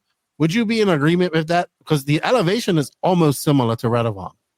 Yeah, I mean, it's honestly more crazy in person too with the elevation. Mm-hmm. There was a lot of elevation. I mean, I think Redavon was way bigger than this. Okay. It felt like to me. But this was still a big track. I don't know. Redavon was also faster, I would say. This track was, I talked to Tony Newland, and I listened to guys. Guys like, yeah, this track, don't get it twisted. This track was not like pin it. It was, a lot of these sections were technical where you had to get on the brakes. You had to, like coming on her, you would get on the brakes right there. I'm sorry, there's you making a mistake. We're going to go back and get the start of this race. But a lot of this track was, it's 9:24, so it should be coming up here shortly. We just put it on her till it comes up. All right. It should be more to the beginning. Yes, but I mean, it's 9 minutes. It's 30 minutes. That's right. Shucks. Yeah. I'm sorry. I think it was like 3 minutes in. So I on the thought video, it was a 20-minute race five- for some seconds. It's 5 hour 40 minutes that on the video. Okay. 5 hour I got 40. it. You guys talk, Max, and I'll fast forward to that event. Yeah, one more thing I kind of wanted to ask, because obviously, you TK'd both classes, but do you feel like how was it? Because at the end of the buggy main, a nitro buggy, Ryan kind of won rather comfortably, not like a total victory or total domination or anything like that. But do you think you had like more speed to fight him, or because obviously I think the whole incident with the glue in the eye and so on kind of throws you off the game. How did you see it?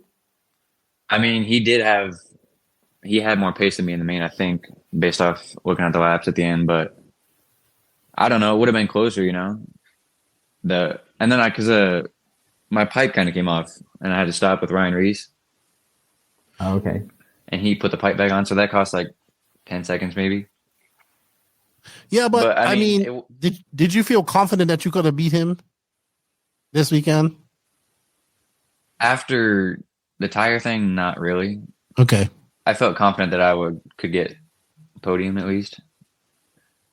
So I guess going into the Nitro Man, your eye still wasn't 100%. No, yeah, definitely not. But I could race, so yeah. All right. But just for the viewers, can you like tell how what happened? How was it? Like, just so people understand. What, the eye thing? The eye thing, yeah. Yeah, so I was gluing my tires, and then I was wiping the glue off. When you put the band on, the glue kind of comes out a little bit. Somehow, a drop of glue flung up off the towel, I think, and then right into my left eye. And then I just kind of sprayed water at it for like 30 minutes. Just putting eye drops in the whole day. Really? Yeah. I mean, it hurt pretty bad for like a day or two. Yeah. All right. So here's the dog incidents. There you go. You're hitting Zeus. Let's go back 5 seconds and turn it on. Your dad messaged me. He's like, they got dogs on the track. Mason hit a dog. And I said, what are you talking about, Mike? He wasn't there. I mean, it wasn't really like that. This dog was like so good. And then somehow he ended up on the track. It was like the first time he ended up on the track the whole weekend. And then it was a Pro Nitro Buggy main. And I was winning. Yeah. It was pretty weird. It was. Hit him straight in the ass. He did. You got him right in the ass. He did not get hurt. I did see that this dog was in some podium pictures later on. He was there all day. Unusual thing to happen. I just remember your dad like I said, your dad was messaging me. Did you see what happened to Mason? I'm like, no, I was not watching this live. I do apologize. And then I went and watched. I rewatched it. So a very crazy incident. You said your pipe came off. Now, what are you running those Reds? Is it a 2-piece pipe or a 1-piece pipe? Because I know Reds has a 1-piece pipe. It was a 1-piece. So it kind of, it kind of came off the back. I've had that happen. Yeah, straight up the engine. Yeah. I'm seeing that with the 1-piece happen a lot too. The 1-piece, I don't know if it's because it flexes less or what's happening with it, but it happens. I've seen it happen to others, and I've had it happen myself. It's much more sensitive to that. It's a little bit lighter and easier to maintain, but I can see how it came off so easy. All right. So you went on to battle it out with Hackert a little bit and Rivkin a little bit. It seemed at this race. I think you clawed your way back up to second, finished second. Hackert had an issue late in this race. He was doing pretty good. Yeah, we were he was a little bit ahead of me, like 5 seconds. We were having a pretty good battle. But I love this section of that track, that jump up, that Mayfield just that pop up onto that top. It looks so easy to do. That if you're watching this, if you're listening to this on audio only, do yourself a favor, go to Mod Live Media and check out the A final from the FTC race, and you'll see this track that we're talking about. Really nice. As we see a replay of you hitting Zeus, who was fine after this. All right. I have to say, like, from anyone having a weird weekend of racing, this is probably the weirdest. Like, getting glue in your eye from a towel and then also hitting a dog. Like, what are the chances those two things happen at the same weekend? It was for sure wild. You had a true RC related injury. Yeah, You know, they do happen. Very few and far between. Yeah. Soldering, Okay. like, all right. So Let's otherwise, you move still on finish some second. more serious things. Yeah, you still finish second. Max and I are going to geek out about this race. Did you go to? Obviously, you went to Adobe for a few days as well. What did you learn on your cars at this time spent in Arizona and testing and at this race? I mean, me and Camden just tried a few shock things, 8-hole to 5-hole pistons, stuff like that. Just small stuff. I was breaking in 2 engines too for DNC. So, I mean, it was just kind of making the cars kind of perfect for how I like them. Okay. All right. So you are kind of you're what, 19 now? Yeah, 19. So you just went 19 too, because you had a birthday like a week or so ago. I think when we're recording this. So you are like really a professional RC racer at this point. Are you still living at home, or are you living on your own now? Yeah, I still live with my mom and dad. Okay. So this isn't, I know also your brother races and your mom. This isn't making enough where you can go out and live on your own right now. You're still young enough to be still living at home and making a living at this. Yeah, I mean, I maybe could if I really wanted to, like live on my own, but there's no really reason to. My mom and dad don't really want me to move out right now, so I don't blame you. Stay at home as long as you want, as long as you can. So what are you doing there? So do you have a real job, like another job, or it's just RC 24/7 now? Well, I just did my first house flip. Okay. You're flipping houses. But that's a good hobby to have. My uncle does real estate. Okay. Mostly rental properties, but okay.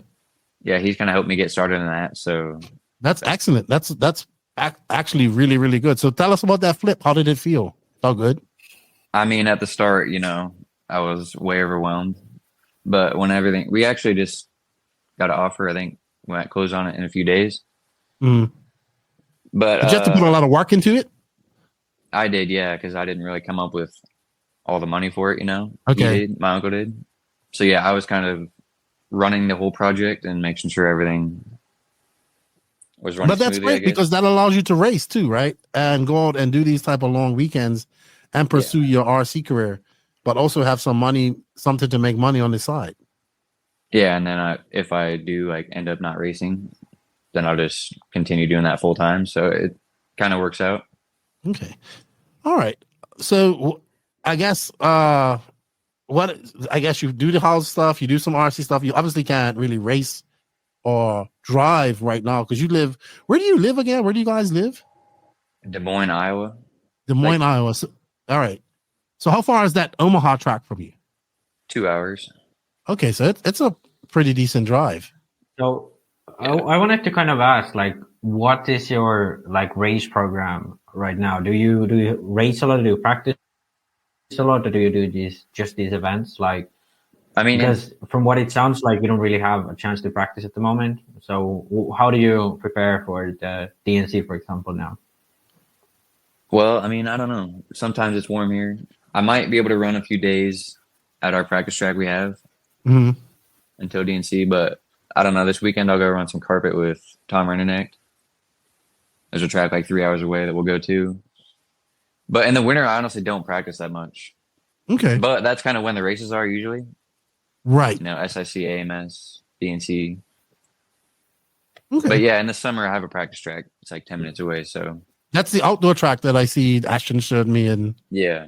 Okay. Yeah, that's in somebody's yard, I want to say. But it's off real, it's a good size track. Yeah, it's decent. It's rough. It's you say you don't like rough tracks, but I mean, you got a top 3 at Silver State last year. I mean, yeah, I guess it just depends. I'm more comfortable on smoother tracks, I guess. All right. So how would you say? Because I think this is one of those tracks that is very different from what you're kind of used to running in American racing. Because you have those West Coast events by Joey, which is DNC, and Silver State, which are really rough, kind of slow speed. Jumps are kind of what they are. Whereas then in the East Coast, you go to these more, I'd say technical, have kind of more variety of, sections, but then you have that indoor dirt. So like, what do you feel? What do you really prefer? Because oftentimes, people think a driver prefers something, but then actually could be the opposite. So how do you see it right now? Like, what are your favorite events? I mean, my favorite events, I guess it honestly depends. Like PNB and Silver State are probably my top two, which are completely different tracks, Yeah. But I just like the vibes at those places, I guess. And then I usually do good at PNB. That's like my best race usually. So I guess that's why. Mm-hmm. Now, we've been talking about you for a long, long time. Obviously, when we first started hearing about you, he's a little younger. I guess he was about 14, maybe 15. And you was driving at that. I think you was driving a Losi. You might have been even. Did you drove HB at some point before you drove HB? You drove HB? No, I started with TLR for like 10 years probably. He was with TLR for the longest while. I remember Barry Baker was saying how much he thinks it's an error that TLR let you guys go. I would agree with that because you saw some very good results on the TLR. I believe you beat one of the, I think it was Southern Nats where you beat Mayfield, sneaking by him in elect e-buggy. You've beat these guys in Truggy. You make you and your brother kind of was going very hard at some point, and he stopped for a little bit. I think he focused on football, but you stayed focused. I watched you. I believe you was on that youth conference podcast I did many years ago. It was like you, Brennan Schimmel. I might have been. I don't remember. It might have been you or your brother, Cody Watson. Joey Bardon was on it, and I think we were just all talking. You was young too. And you still hadn't you hadn't really broken out of your shell yet, or it could have been, I don't know. But you was like, those guys were all fast guys at that time. Like Brendan Schimmel was fast in 8 scale and Cody and all those guys. And you was a part of that group. But you have the other one that has outshone all those guys, right? You've come up, you stuck at it. We saw you then, you and your brother go to HB, where you saw success again. Like I pick you almost. I apologize. I pick you almost every race. I'm sorry to jinx you like that, but I really think like you can win any of these races you go to.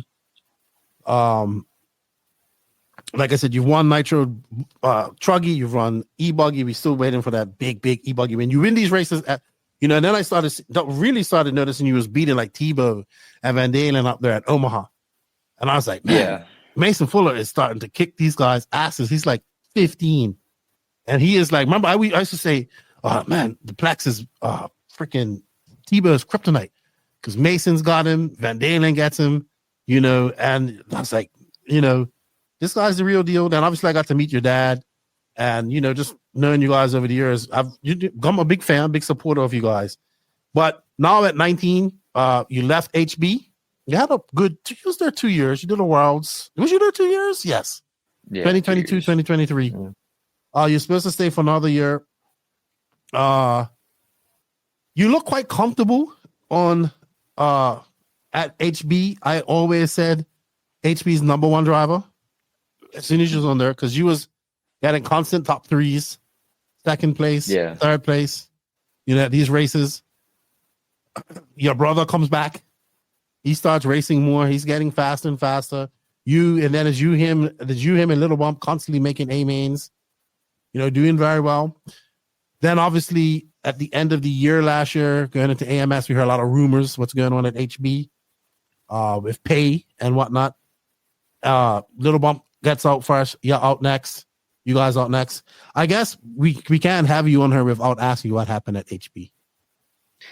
Yeah, I mean, as far as I know, Pavitas, Fee, me, anyone who was like a paid or travel guy wasn't getting their pay or travel.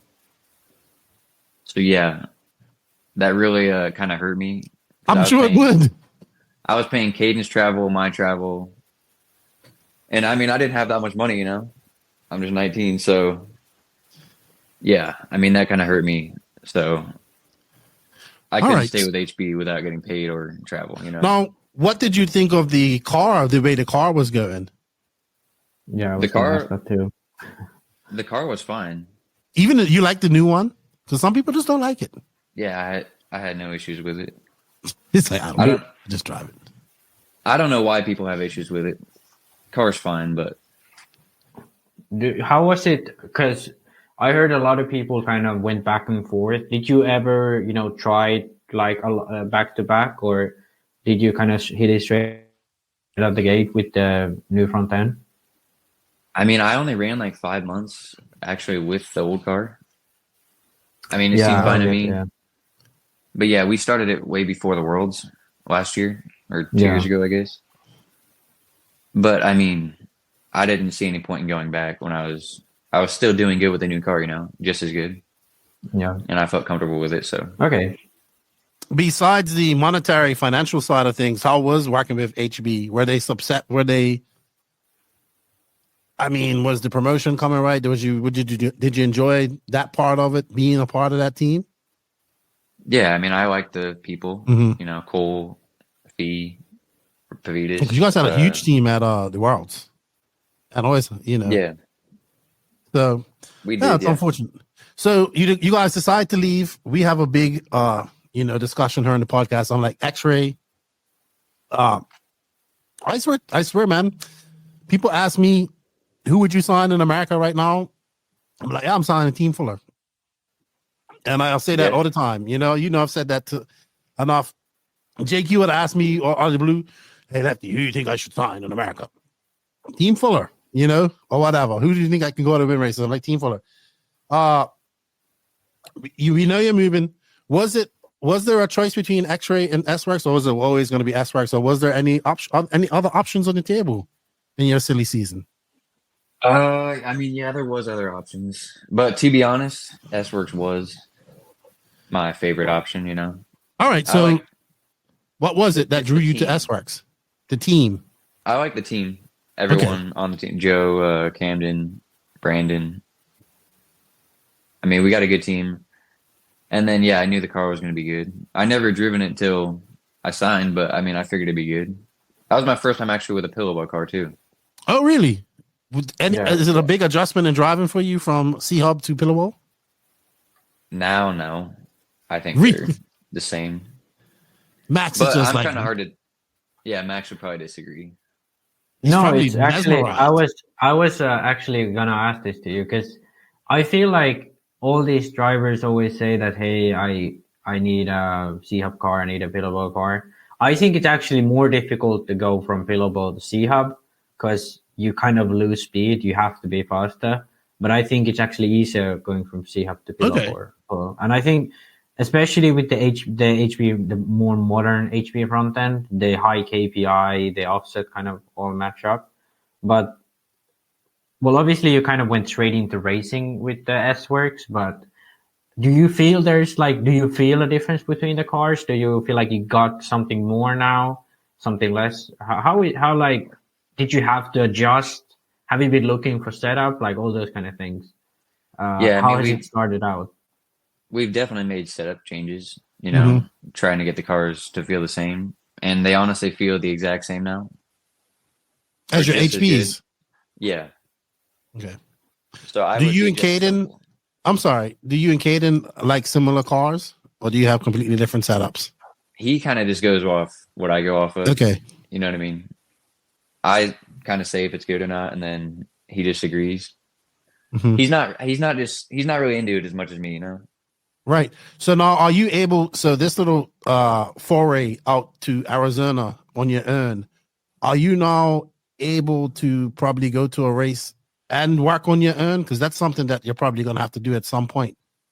I know your dad told me that you do a lot of your wrenching and all that stuff, but are you confident enough where you might have to go to a race with just the S-Works team and have one of them guys pitch you and all that type of stuff? Yeah, I definitely could now because I do all my own wrenching, and I guess I glue tires now too. He was usually doing all that, gluing the tires. Mm-hmm. But yeah, if I had to, I mean, it definitely helps out though. Absolutely, with him there. So did he instill wrenching in you from a young age, or was you one of those drivers who kind of just watched him for a while, or did you want to learn about wrenching and whatnot? Yeah, I mean, he did it for until COVID, basically. Mm-hmm. Ever since COVID, I started kind of practicing and doing everything on my own. But yeah, he never, Caden still doesn't work on his cars, He just It's like I ain't got don't know time why. for that He stuff. could. I ain't got time for that. Yeah, he's more into the girls and stuff now. But Ooh, that's gonna slow him down a bit. yeah, I mean, how he does it, yeah, it'll slow him down. He says how he does it's gonna slow him down. I like it. But I think he needs to start wrenching. Absolutely. If he Do you wants to feel- learn. Do you feel like you learned a lot more now that you wrench yourself? Because obviously it's not that long ago. And like arguably that's kind of where you made that big step up in performance, like post-COVID. So what do you feel? Do you feel that has really changed things for you? Like the way you view the car on track, the way you set up? Yeah, I mean, I think so because you kind of see like what the actual changes are and like what you can do to the car. You kind of know how it works, I guess, because he probably doesn't even know. He knows some stuff, but you learn more about the car just working on it. Mm-hmm. Yeah. Do you?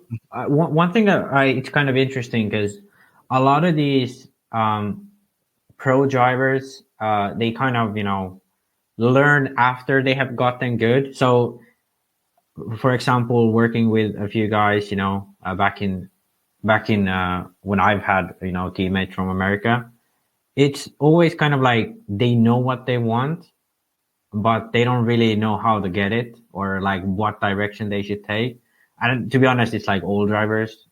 It's very slim amount of guys who know what they want. But how do you go about your setup? Do you just kind of try stuff? Do you have someone you ask about, or do you have like, let's say Joe or someone test more and then you guys kind of go off of them, or how do you deal with setup? Do you kind of go your own way, or yeah? I mean, like at SSC, we were definitely asking Joe, Brandon, whoever was good on the team, what to do for the car. But I mean, my dad, he's actually pretty good at setup, knowing what to do. So yeah, I mean, I will always ask him first. But yeah, we kind of just test at the track, and then I kind of just know what the changes do, know what I want from the car. I mean, I still don't know everything. I'm still learning about quite a few of the changes, but we kinda shameless have a plug. base. Have you bought yourself an invisible speed book? No. You need to get one. That's gonna be good. 2.0 version, right here. I'm sure I could learn a lot from it. Make your speed visible. But Make your speed just to add on to that question, do you like, for example, now at Arizona where you're alone, do you like message between each heat to your dad? Because I know like a lot of these young guys, they, at least when they start out, like that's pretty much what they base off everything. And they're probably dad knows better how they drive than the drivers themselves. So do you have a lot of contact with him at races? Yeah, this weekend or last weekend I did. I called him quite a bit. Yeah. He's probably watching you too. Yeah, he was watching. Just to double check, makes you more confident with the changes too. Yeah. His dad wears a lab coat, I believe, too. So he is pretty smart. I have one more setup question. Did you say Kina said that he wears a lab coat? Yeah, what do you say? He doesn't he work in a lab or something like that? Yeah, he works at a water treatment plant. See, he wears a lab coat. Okay. A pocket protector. Yeah, that's good. Yeah, but one more setup question I had was because I know a lot of these guys, like for example, Robert, he always wants like less sensitive steering, and I knew David kind of wanted the car to roll more.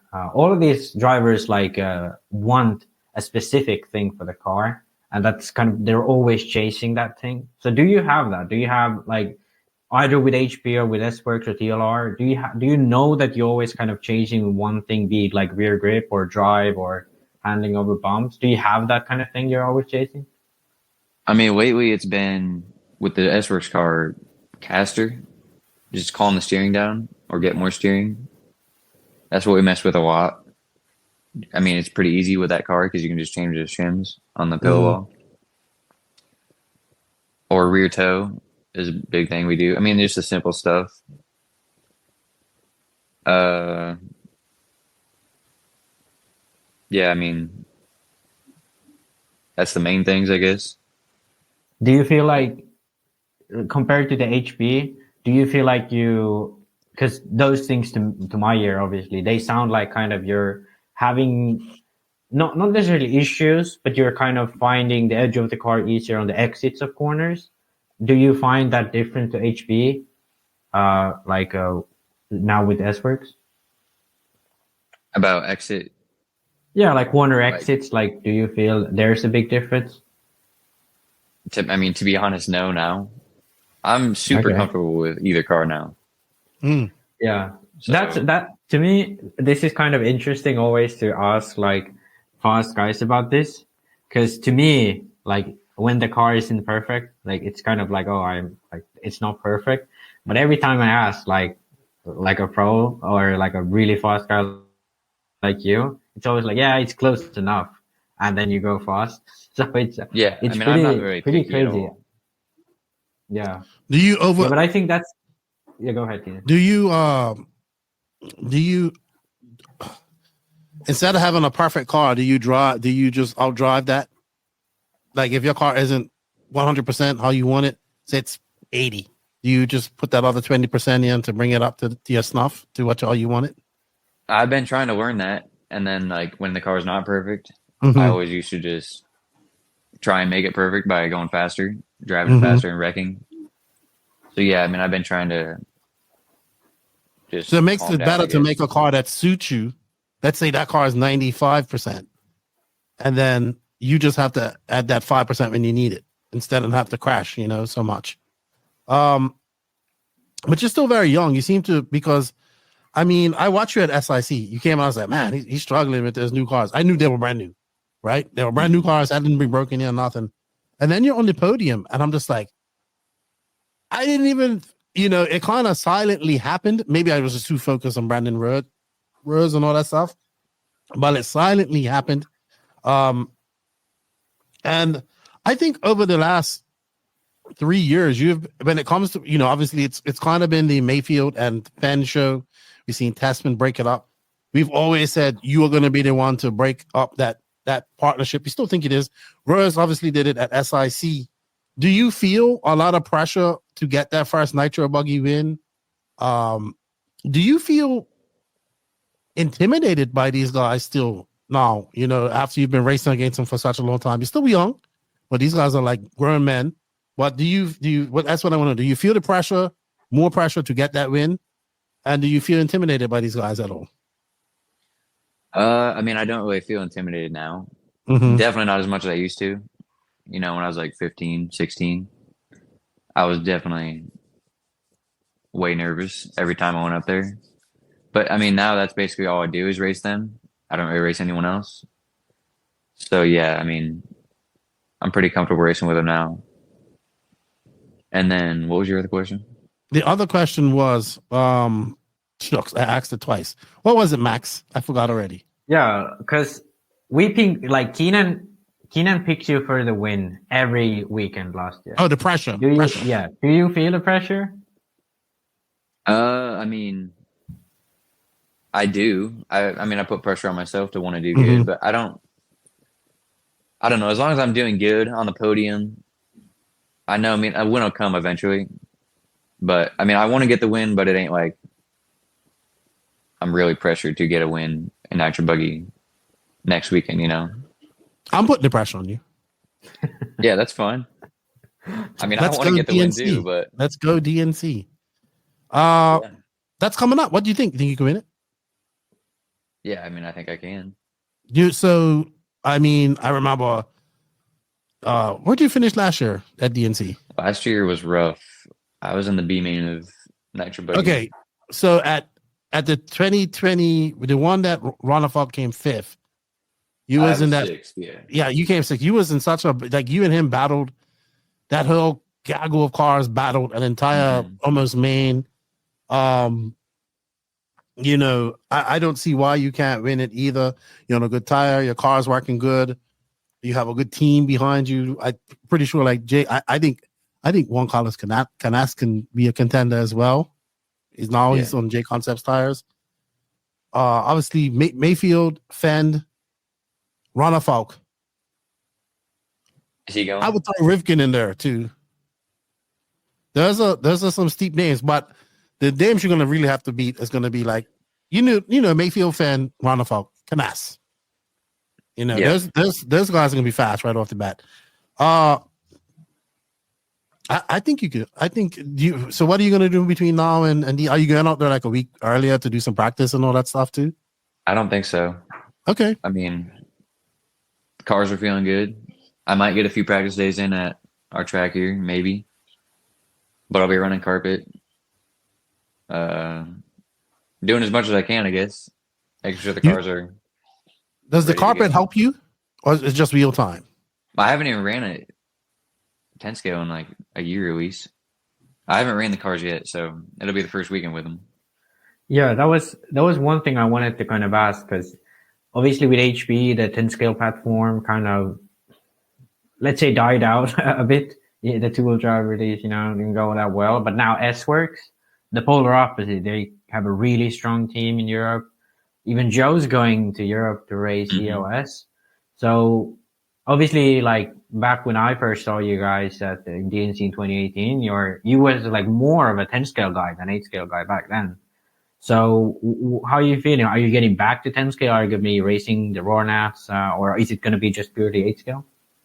Yeah, I mean, I think S-Works wants us to run the cars, so we'll be running as much as we can. I mean, we don't have a track, so it is pretty hard to run it. We used to have a track like in 2018.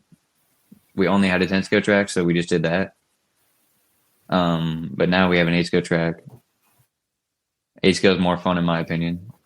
Definitely way more fun. No, but if they say, hey, we're going to pay you some more, and you're going to do some more 10 scale, you're going to have to run some more 10 scale, though. Yeah, no, we will be running 10 scale too. Right. Okay. I Do mean, you have plans? What are your like race program for 10 scale? Are you going to be just doing the nationals or local events, or are you going to be shooting for some, like, for example, Florida Carpet Championships or races like that? We want to go to some of the INSs. I think they're all kind of close to here, where I'm at. And then probably the Florida Carpet Championships. Hopefully. I mean, that would be a fun race to go to. Okay. But we'll so, see. like, yeah, that's going to just ramp up your whole RC career. You know what I mean? Doing 10 scale, you're going to be busy. Because I know that is a market that they desperately want to get into in the USA. Right? Yeah. I know they're feverishly working on making the cars work on that, on the American type of dirt as well. So I see a lot of that in your future. All right. So this is a World's year. You didn't, it's coming up here very shortly. They got a warm up in April. Are you going on to the warm up? Are you going to the Worlds? We don't know yet. What are we waiting for? I mean, I don't know if anyone else is going. That's even more reason you should go. No, it's definitely like a possibility that we're going. All the Europeans are going. Go. All the Europeans again. Don't worry about who ain't going from the States. That's just less people you have to beat. Yeah, that's true. But I implore people to go on.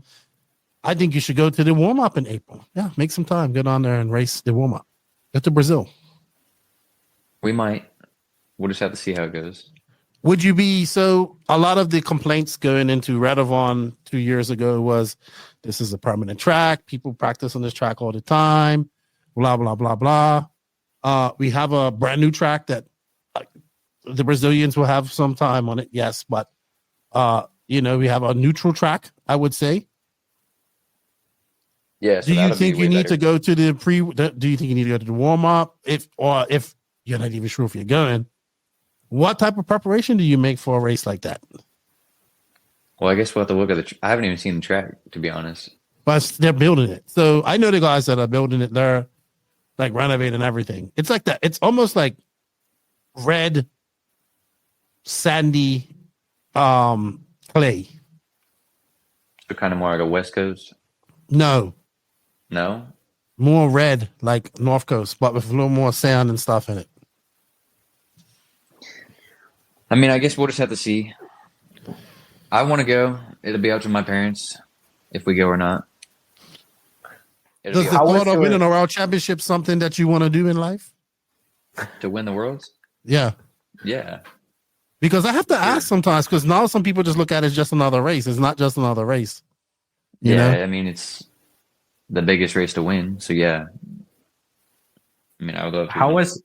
how was the Worlds last time you went in Redovan? Like how, because obviously maybe compared to your success in America, I don't know how you view it, but I think, you was a bit more off from Ryan and Dakota at the end there.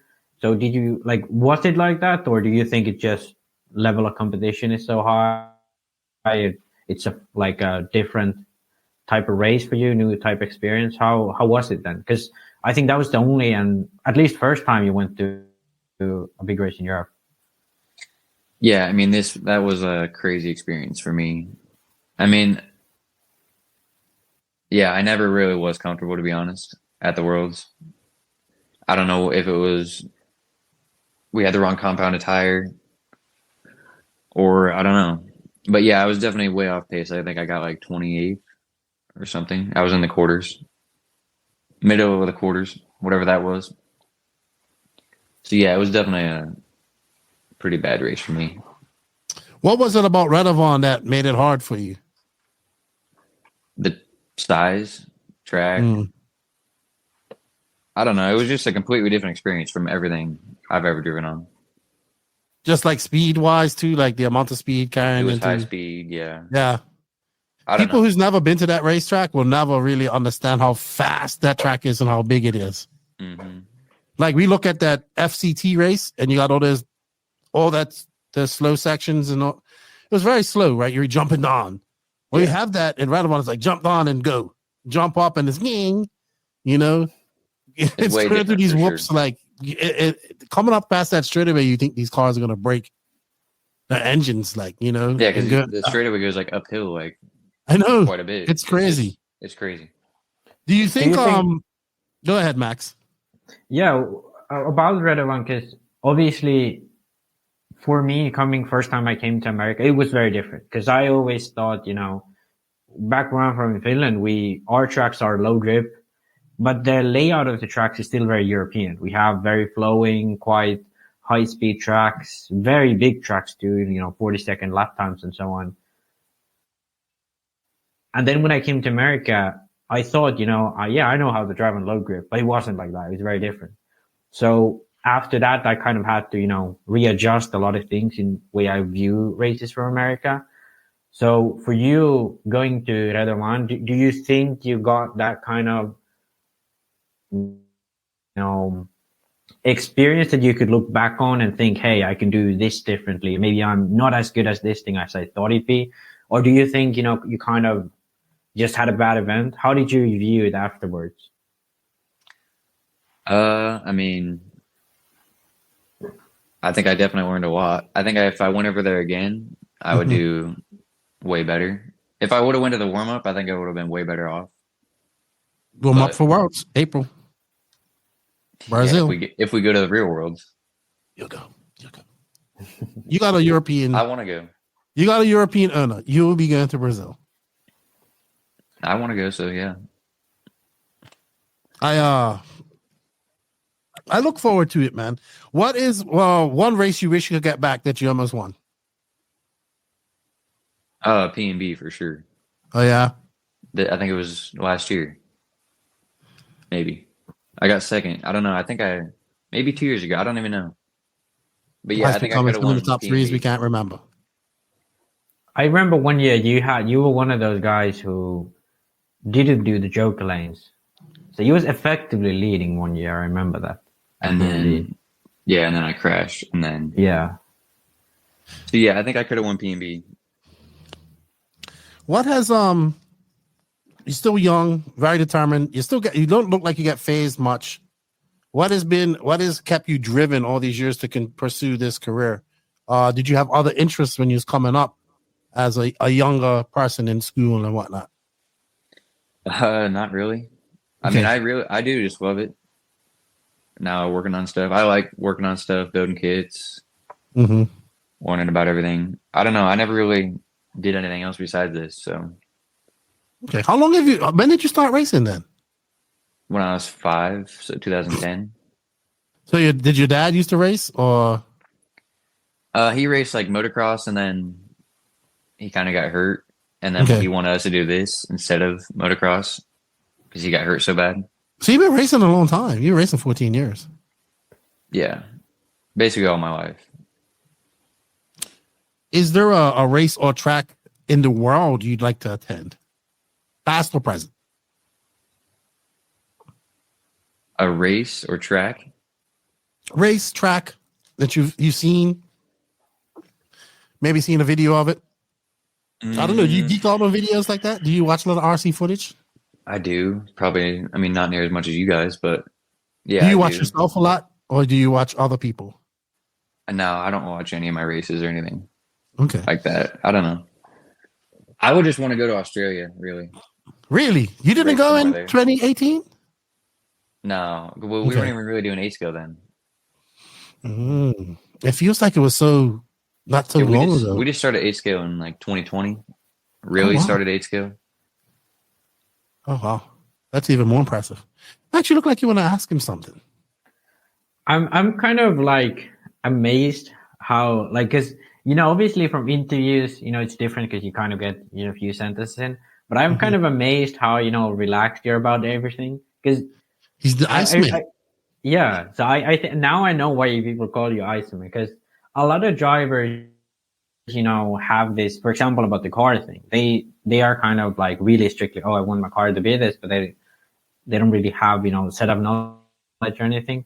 But I feel like you're one of those guys who can just go out there and drive, and you have like this space of mind that you can get into. So I wanted to kind of know, like, do you have any specific like practice like programs you do, or do you just really like go out and track and do it, or has there been a way you kind of done or a program of any kind you do when you practice? I mean, no, I guess I am kind of that chill all the time. But I mean, my dad would say that I need a perfect car. But I tell him, we kind of just know, he kind of knows what I want, knows what changes to do.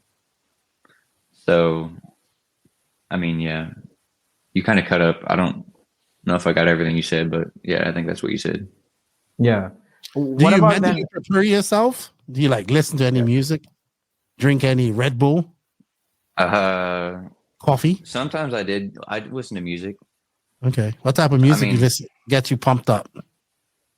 Before a race, I would say like rap, not any like country or anything like that. Oh, Max is happy. What type of rap you like? Max is all about that. I hate country music, so. Yeah, I like everything. 80s, everything. That's cool. That's good.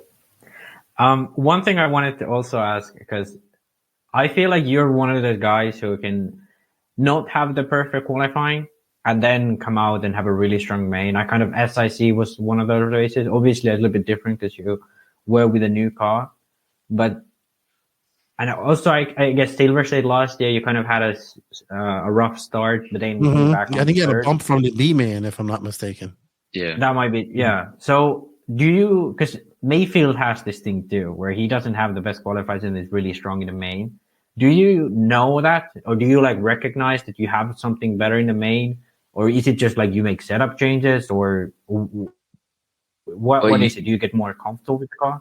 Usually it's just like I kind of try and go too fast in qualifying and take it like seating usually when I do bad in qualifying.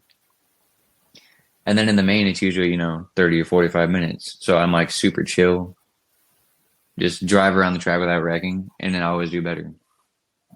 That's usually what it is. Yeah, I think this is something like, these really talented guys like you and Mayfield have, that when you get into the rhythm, like you get really fast lap times. Because a few weeks back here, we had a Jona Hatan and a Finnish guy. I don't know if you met him before. He's more of a 10-scale driver. You might have met him at Redovan at the Worlds, but he also has that same thing that he might not always be as fast in qualifying. Like I can beat him in qualifying sometimes. But then, when the main start, 5 minutes in, and then he sort of clicks into the rhythm and you can't go as fast. So do you like realize that yourself? Like when you're doing good, you're like, okay, now I have it, and then you go, or do you have to work up to it? Do you like consciously do it? I guess in the main, it just kind of happens. In qualifying, I'm always just kind of freaking out and got to get like fast laps. Yeah. When I do bad, that's what it usually is. My dad always tells me. And then in the main, I just always know how long it is, and I only just have to not wreck, and I'll be fast. And then you just kind of finish where I finish. I have a talk question. with him a lot? Do you Okay, talk go with ahead, him a man. lot during the main? No, Your dad? I hate headsets. So Do you we never use it though? No, You never not at all. You just Nope. yell like Mayfield. he'll yell at like pit stops, but that's it. Okay. Wow. You know, this is also one thing. Mayfield doesn't have it. Jonah, he doesn't have it either.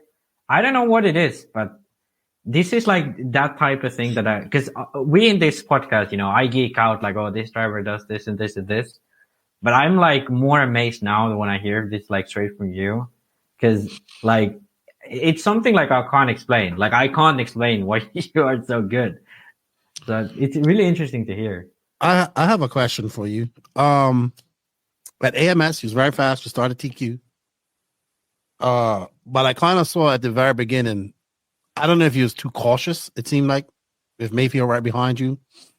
We've seen you battle out with Mayfield and Fenn and these guys for the last 2 years. What is it? Why is it you think it's taken in Nitro Buggy? You beat them in E-Buggy and Nitro Chuggy. What is it? I don't want to say this like you're missing something. What is it that you think is the reason why them guys are being much more successful at winning than you are over the last 2 years? Because you're right in the mix at some points. You know what I mean? Is it just them being older and having more racecraft, more race maturity? Or what do you think it is that you need to do to really get up there and win it, beat those guys straight up? I really don't know because it kind of just comes easier with E-Buggy, especially E-Buggy, and then sometimes truck. They just always seem to be a little bit better in Nitro Buggy, which I don't know why, because that's the only thing I practice with is Nitro Buggy. But yeah, I mean, I just haven't gotten the win yet in that one. I don't you come really very know close. Very close. Yeah, I've been close. Do you like practice E-Buggy or Chuggy at all? No. Like, what do we? No, not at all. Never E-Buggy or Truggy. Yeah. Why? You just save them and then less wrenching you have to do the next time you race them. Yeah. I think it's crazy how that is because I have not heard a single pro say, oh, I have a E-Buggy practice day or something. It's very rare. So it's interesting. Do you have a same setup for both Nitro and E-Buggy? Yeah, basically. Besides maybe a little bit stiffer shocks on E-Buggy. Yeah. But basically, yeah. All right. I mean, you're obviously considered one of the best racers in the world. Looking around, who do you think is the best racer currently at this moment in the world, 8 scale wise? 8 scale, I would say. You can't include yourself, besides yourself. No, yeah. I don't know how to pick between Dakota or Ryan. Really? You don't have like Ongaro or Canas in that? I would say like in Europe, Canas. If right now. All right, I would say. All right, let's go. We're going to where would be a neutral track? This would be a good question. Where's a like neutral track where everybody can go? Let's say we go to I don't know, because then J Concept tires are so dominant at those indoor tracks. I don't know. We need a track where like every tire works. It's every type of style for everybody. And put these Europeans and Americans together and see if they can win. But you do believe you can beat these guys, right? All of them, right? Yeah, I think so. I mean, that's part of that's winning the battle right there, man. Yeah. I love the way how you You're just say like, it. yep. You're just like, yep. Very Finnish. Do you have any Finnish blood in you? I don't think so. You definitely are acting very Finnish. Maybe it's No, the I mean, Iowa. I think I can beat him, but I haven't beat him yet in Nitro Buggy. But I think I can. Okay. I think you can too. I know you can. I know you can. I am a fanboy of Mason Fuller. All right. What do you like to do besides RC in your spare time? I mean, I got a girlfriend. Okay. Is she understanding about your choice, how much time this takes up and all that type of stuff? Yeah, she's pretty supportive of it. She's been to Silver State. So all females like to go to Silver State. yeah. So that's like the best race for Yes, a wife or anyone to go to. absolutely. I work out every day. I don't know. That's about it. RC Would you like to workout. travel more? Travel out of America more? For like a vacation or No, for RC.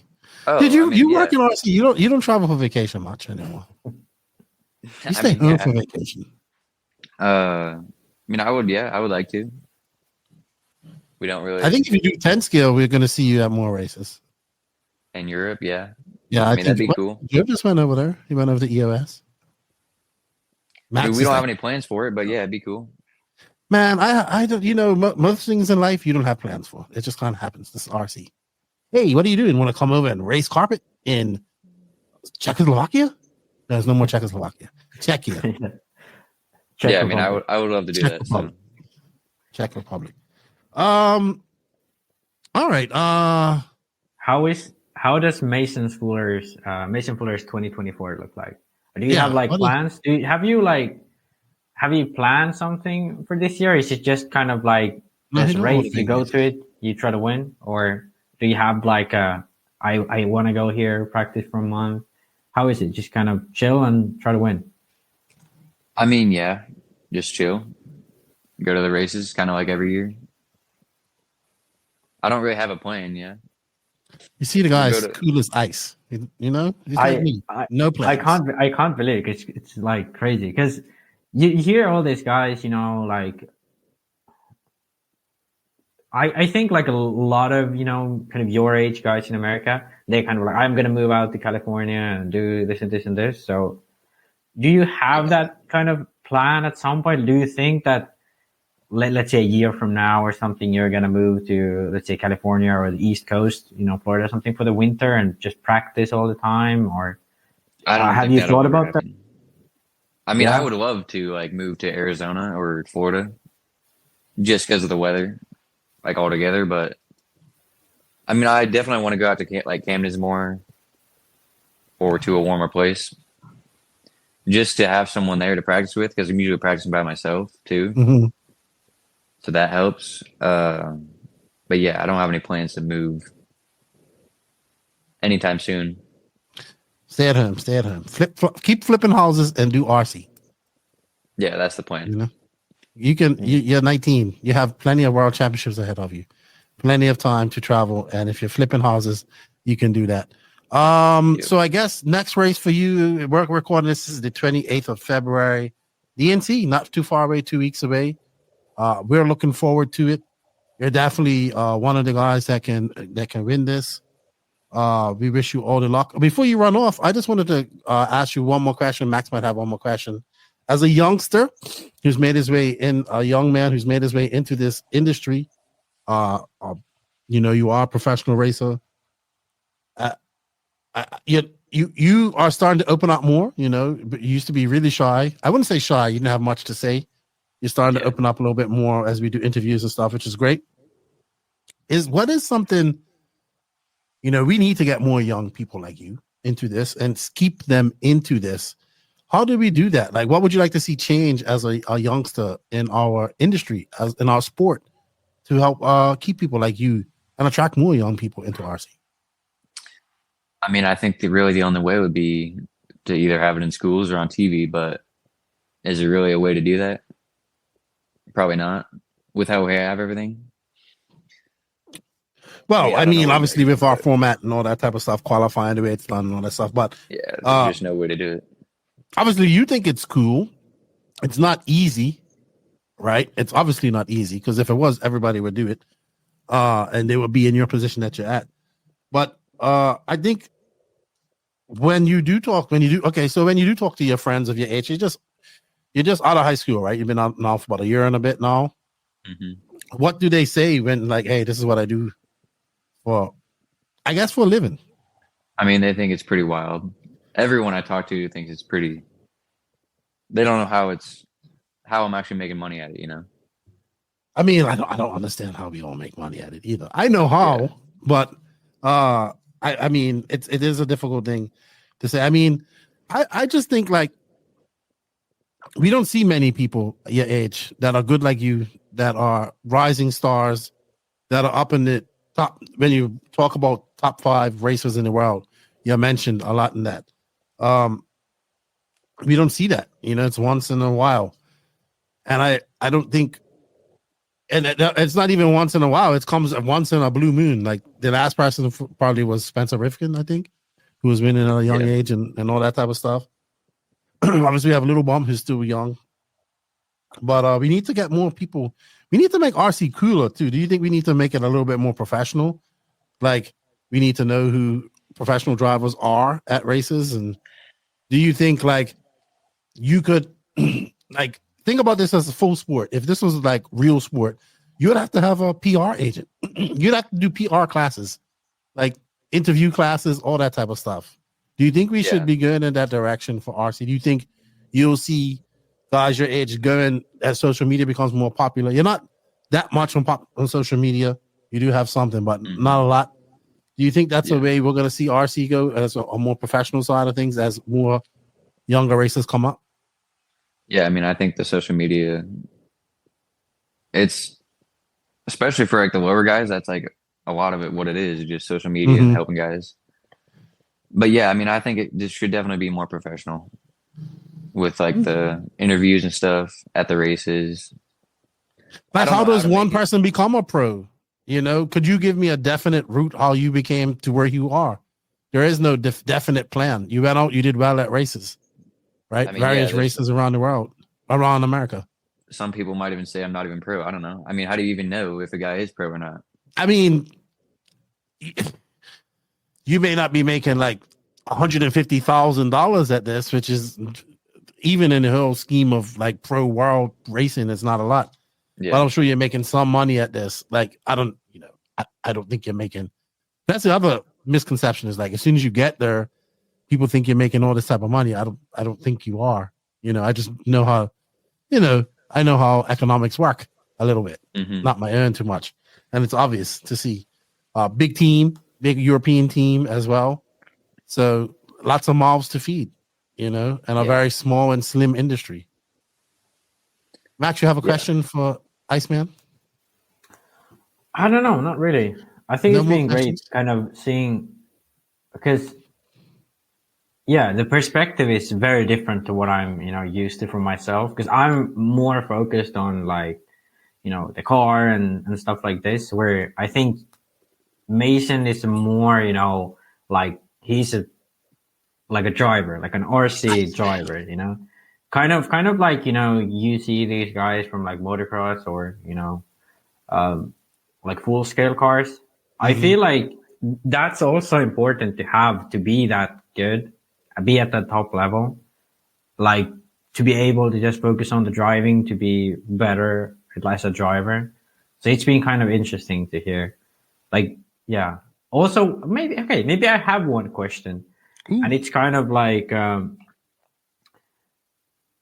do you see yourself, racing kind of the way you are, or do you kind of want to pursue to be more involved in RC? Because obviously now, from what I kind of gather, you enjoy like also flipping houses and kind of doing regular job on the side.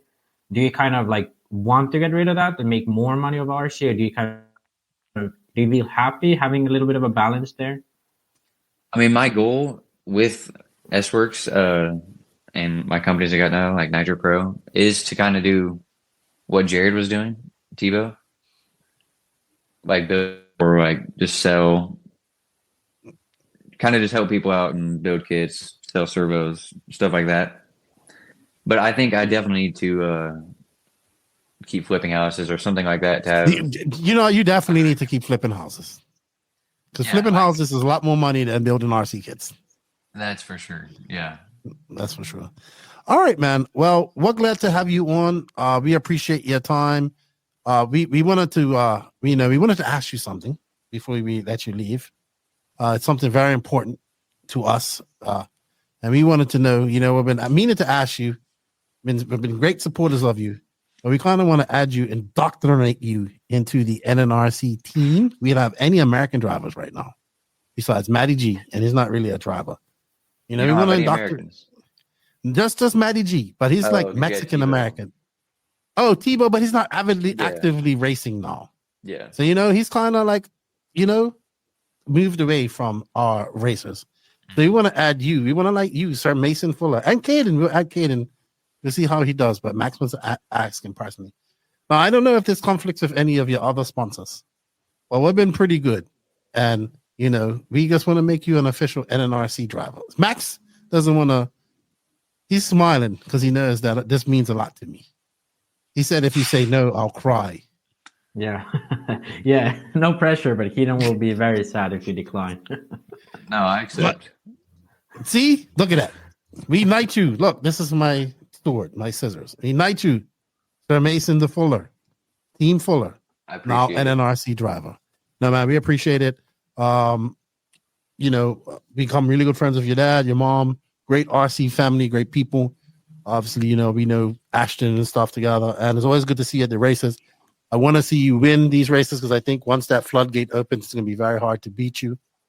And I want to see you get over to Europe and Japan, and I want to see you live the RC life like these older guys used to do, traveling to England, France, and Italy, and South Africa, and Thailand, and Vietnam, and all these. That's where Little Bump's off to, Vietnam. Mm-hmm. I want to see you be able to do all that type of stuff. That's a wonderful life. Yeah, I would Still love many to. more countries I want to go to. All right, Max, say goodbye to Mason. I'm gonna let him go. Yeah, it was great to have you. I don't think we really talked that much before, kind of like said hi before. So it was great meeting you. Mm-hmm. You Hopefully too. we'll get you on the podcast sometime soon as well. Max looks at you like an enigma right now, I think. Yeah, I'm amazed. Like I have to say, He's probably I gonna haven't message you. And really I think if you try this, we Why are can you we amazed? can shave 0.2 of a second off your lap. Yeah. I don't know. You're like really cool about everything. I He's think the that's Iceman. yeah. I Have kind you of not thought seen like, Maverick? Iceman, like he can't be that much of an Iceman, but you really are. So I'm a bit amazed at that. Have you never seen Top Gun? I haven't. It's cool like Val Kilmer in the 80s. The Iceman. Yeah. But I right, Mason. wanna Go see you do good at races this year. I think right now you're at a point where you can really break through. So it's be interesting to see. And I want to see you race more 10 scale because I think you'll be really good at 10 scale. Yeah, I think I will be. Absolutely. That's the goal. Tell Caden I said what's up. Tell your dad and mom I said hello. Good luck at DNC, man. I think you can win that shit. Yeah, we'll try. So we'll see. Good luck. Get focused. All right, everybody. Mason Fuller, the Iceman, 19-year-old pro S-Works driver. Is it Sworks or S-Works? Is it S-Works? I thought it was S-Works. I mean, I think it works. I say S-Works too. Yeah. Thank you for your time. We'll let you get back to being a young man and enjoying yourself and not thinking about RC. We appreciate your time. Max, say goodbye like this. Goodbye. The enigma. This is my goodbye. All right. All right. Thank you, Mason. Thank you. All righty then. Thank you, Mason, for your time. Thank you for now becoming an official NNRC driver. I am jumping for joy over here. Max tried to cast doubts on my dreams by saying he might say no. Great chat with him, Max. I like having you on board. I see you're not. The interview thing is new for you too, because you're not used to interviewing people. But you should get used to it because we're going to try and send you off to the Euros to do some interviews up there. All right, Max. We're not going to do the hot and cold segment this week.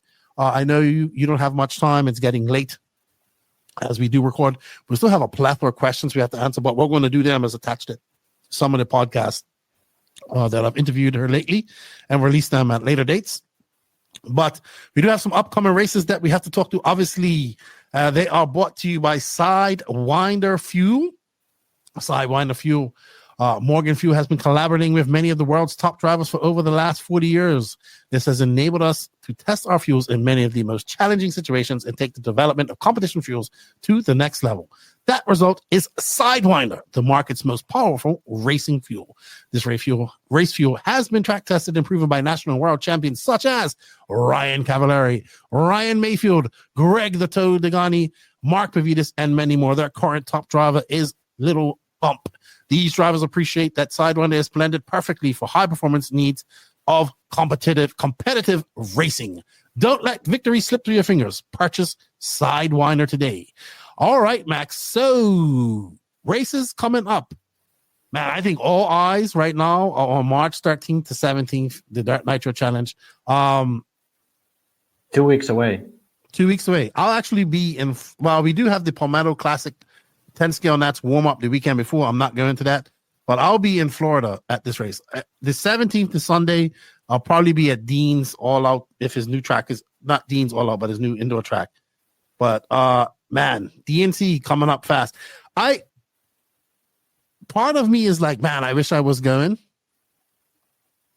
But I'm also like, if I was going on my own, it would be so expensive. So I probably could have went, but I am getting excited for the race, right? I am getting excited to see the top guys go at it again. I'm starting to get the tingle, DNC tingle. I think, absence makes the heart grow fonder. So not going this year is going to make me want to go next year. So we'll see what happens. But I'm getting so excited for this race. I'm getting so excited. I'm excited. Up next, and we might as well play the video for it. We have the International Buggy Challenge that's coming up right after this. But before that, actually, it will also be FRCC Callahan, which I'll be attending in Florida. But I look forward to seeing people coming to the IBC, the International Buggy Challenge 2024 in Barcelos, Portugal. I will see you all there. That's it.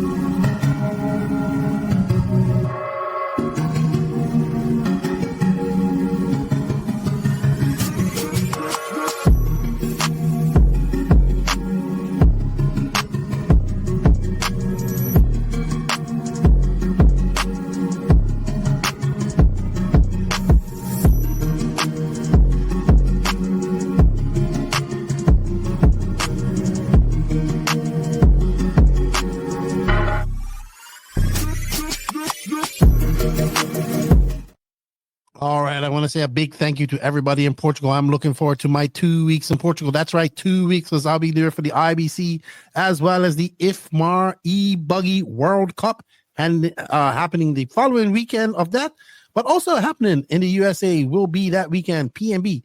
So we actually have DNC and PNB, two big races coming up, really back-to-back. Going to be big races for our pro guys and points as well. So it's going to be interesting to see how the points shake out after that. I'll be over in the International Buggy Challenge. Then we have the Top Notch Series opener at Thunder Alley, April 6th. That's the same weekend as Psycho Nitro Blast, which I'm looking forward to. I'll be watching that as well. 10 scale Offroad Dirt Nationals is happening April 17th to 21st. I'll be there for that. I'll be there in FRC. I'll be in Mills Pond the weekend before that.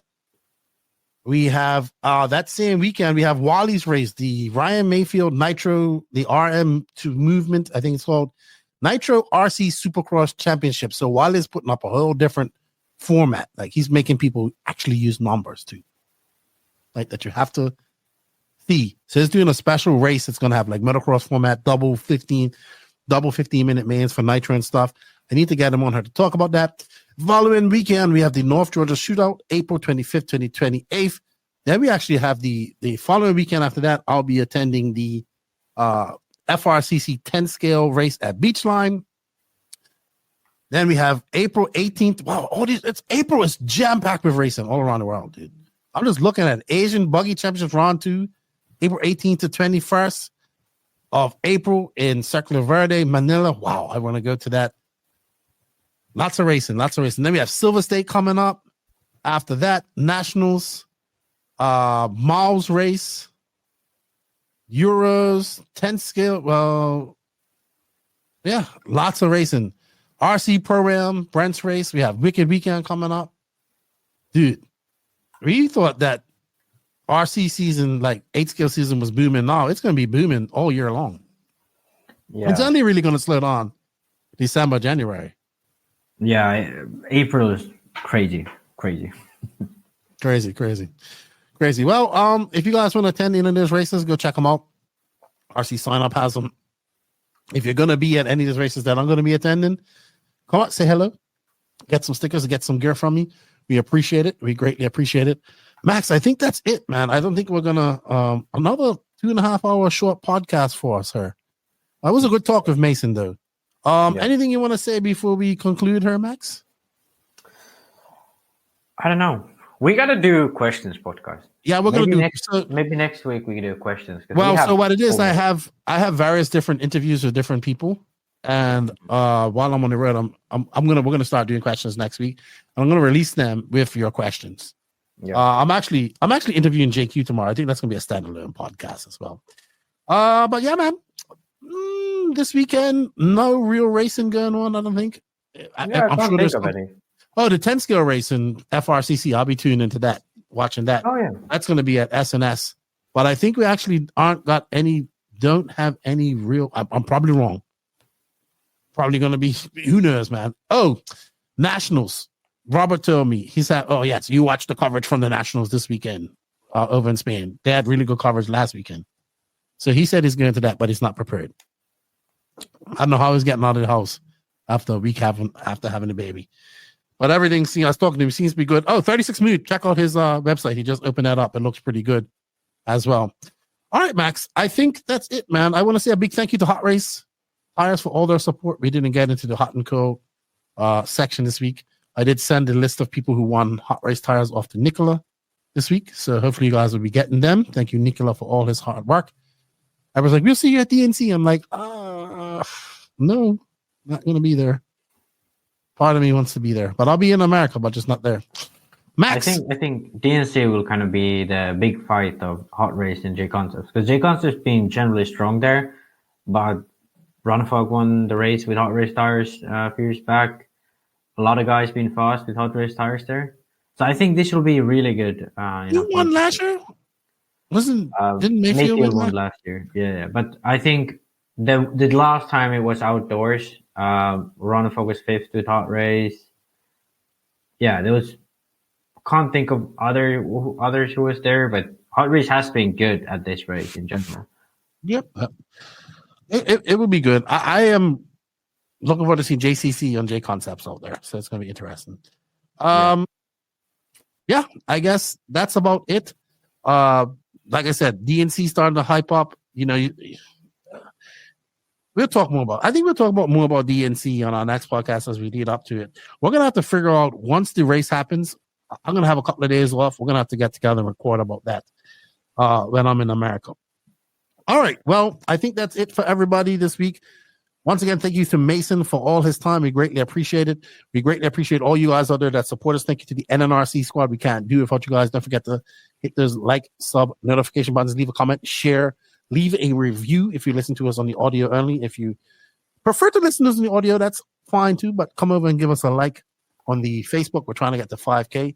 Don't forget all the rest of our social media outlets as well. Instagram, TikTok, and Facebook. We're all trying to get to some milestones at that. I haven't posted too much on TikTok lately. I haven't been traveling. Hopefully this week we get some weather. I'm going to get out and do some RC. Max, I was supposed to go on to watch some RC this weekend, but I couldn't make it. I was upset. It was a good race too. Dude, I have to say that the ONROAD guys down here in the DR are really doing a really good job of RC. I wish we could get to do that. Yeah, Southern America. Well, like Shane Ling and his guys, and they invited me to come down this past weekend, and I was going to take my kids. But I just couldn't swing it. It was like, it's a 3.5 hour drive, and it's an expensive day out with the kids. Let's put it that way. Yeah. But they're doing great things. Looking forward to getting on there and checking out a race. I need to get a GT and get my car and get my son. I want an electric one. I want him to have a nitro one. Yeah, man. Thank you to all the patrons of the NNRC, the YouTube members. We greatly appreciate you guys' support. We can't do without you guys. If you wish to join us and support the podcast a little bit extra, you can. Links for that in the written description of this podcast. Thank you to all of these companies: Invisible Speed, High Tech RC, Corsa Tech USA, Sidewinder Fuel, Mayako, Beach RC, Techno RC, Clinic RC, Stacked RC, Racecraft USA, RC Box Club, Call RC, Elite RC Productions. Good luck to them this weekend, and everybody going to the Florida RC Championships of SNS Hobbies, RC Body Armor, SJ Racing Builds, House of RC, RCGP, David Ronnefalk, Jared Tebow, Robert Bedio, Alexander Habrick, Matty G, Pecco, Ivan, and Hatton, and our new indoctrined knight in our NNRC army, Mason Fuller. We're gonna have to, he's gonna have to get him one of these. Yeah, he'll match his shirt too. Yeah, we're gonna have to get him a shirt and an Invisible Speed 2.0 book in red. JQ got so mad at me at DNC last year for wearing my red hoodie. He said I should go sit in the SRX team because I look like I belong in the SRX team because I had the only person in the whole Mayako tent with a black, Mayako, black and yellow. Well, Keenan's in there with his bright red hat and bright red sweat top. And you know what? This guy comes out and he's got a red book. I tell you, that JQ. Max, thank you for your time. Enjoy your weekend, good buddy. And go get some rest. You got an early trip ahead of you. And hey, by the way, links for all of those companies are in the written description of this podcast. Affiliate links, coupon codes, all that stuff. So help us out. Show the sponsors some love. Show the podcast some love. Max, I think that's it. Before we go, we have to have the obligatory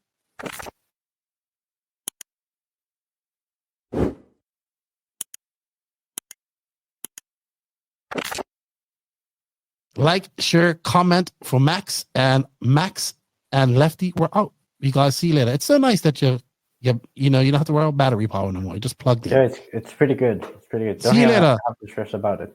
See you later, Thug Smurf Max. Thug Smurf or Lumberjack. We'll see you later. Have a good evening. Bye, everybody. Have a safe weekend of RC.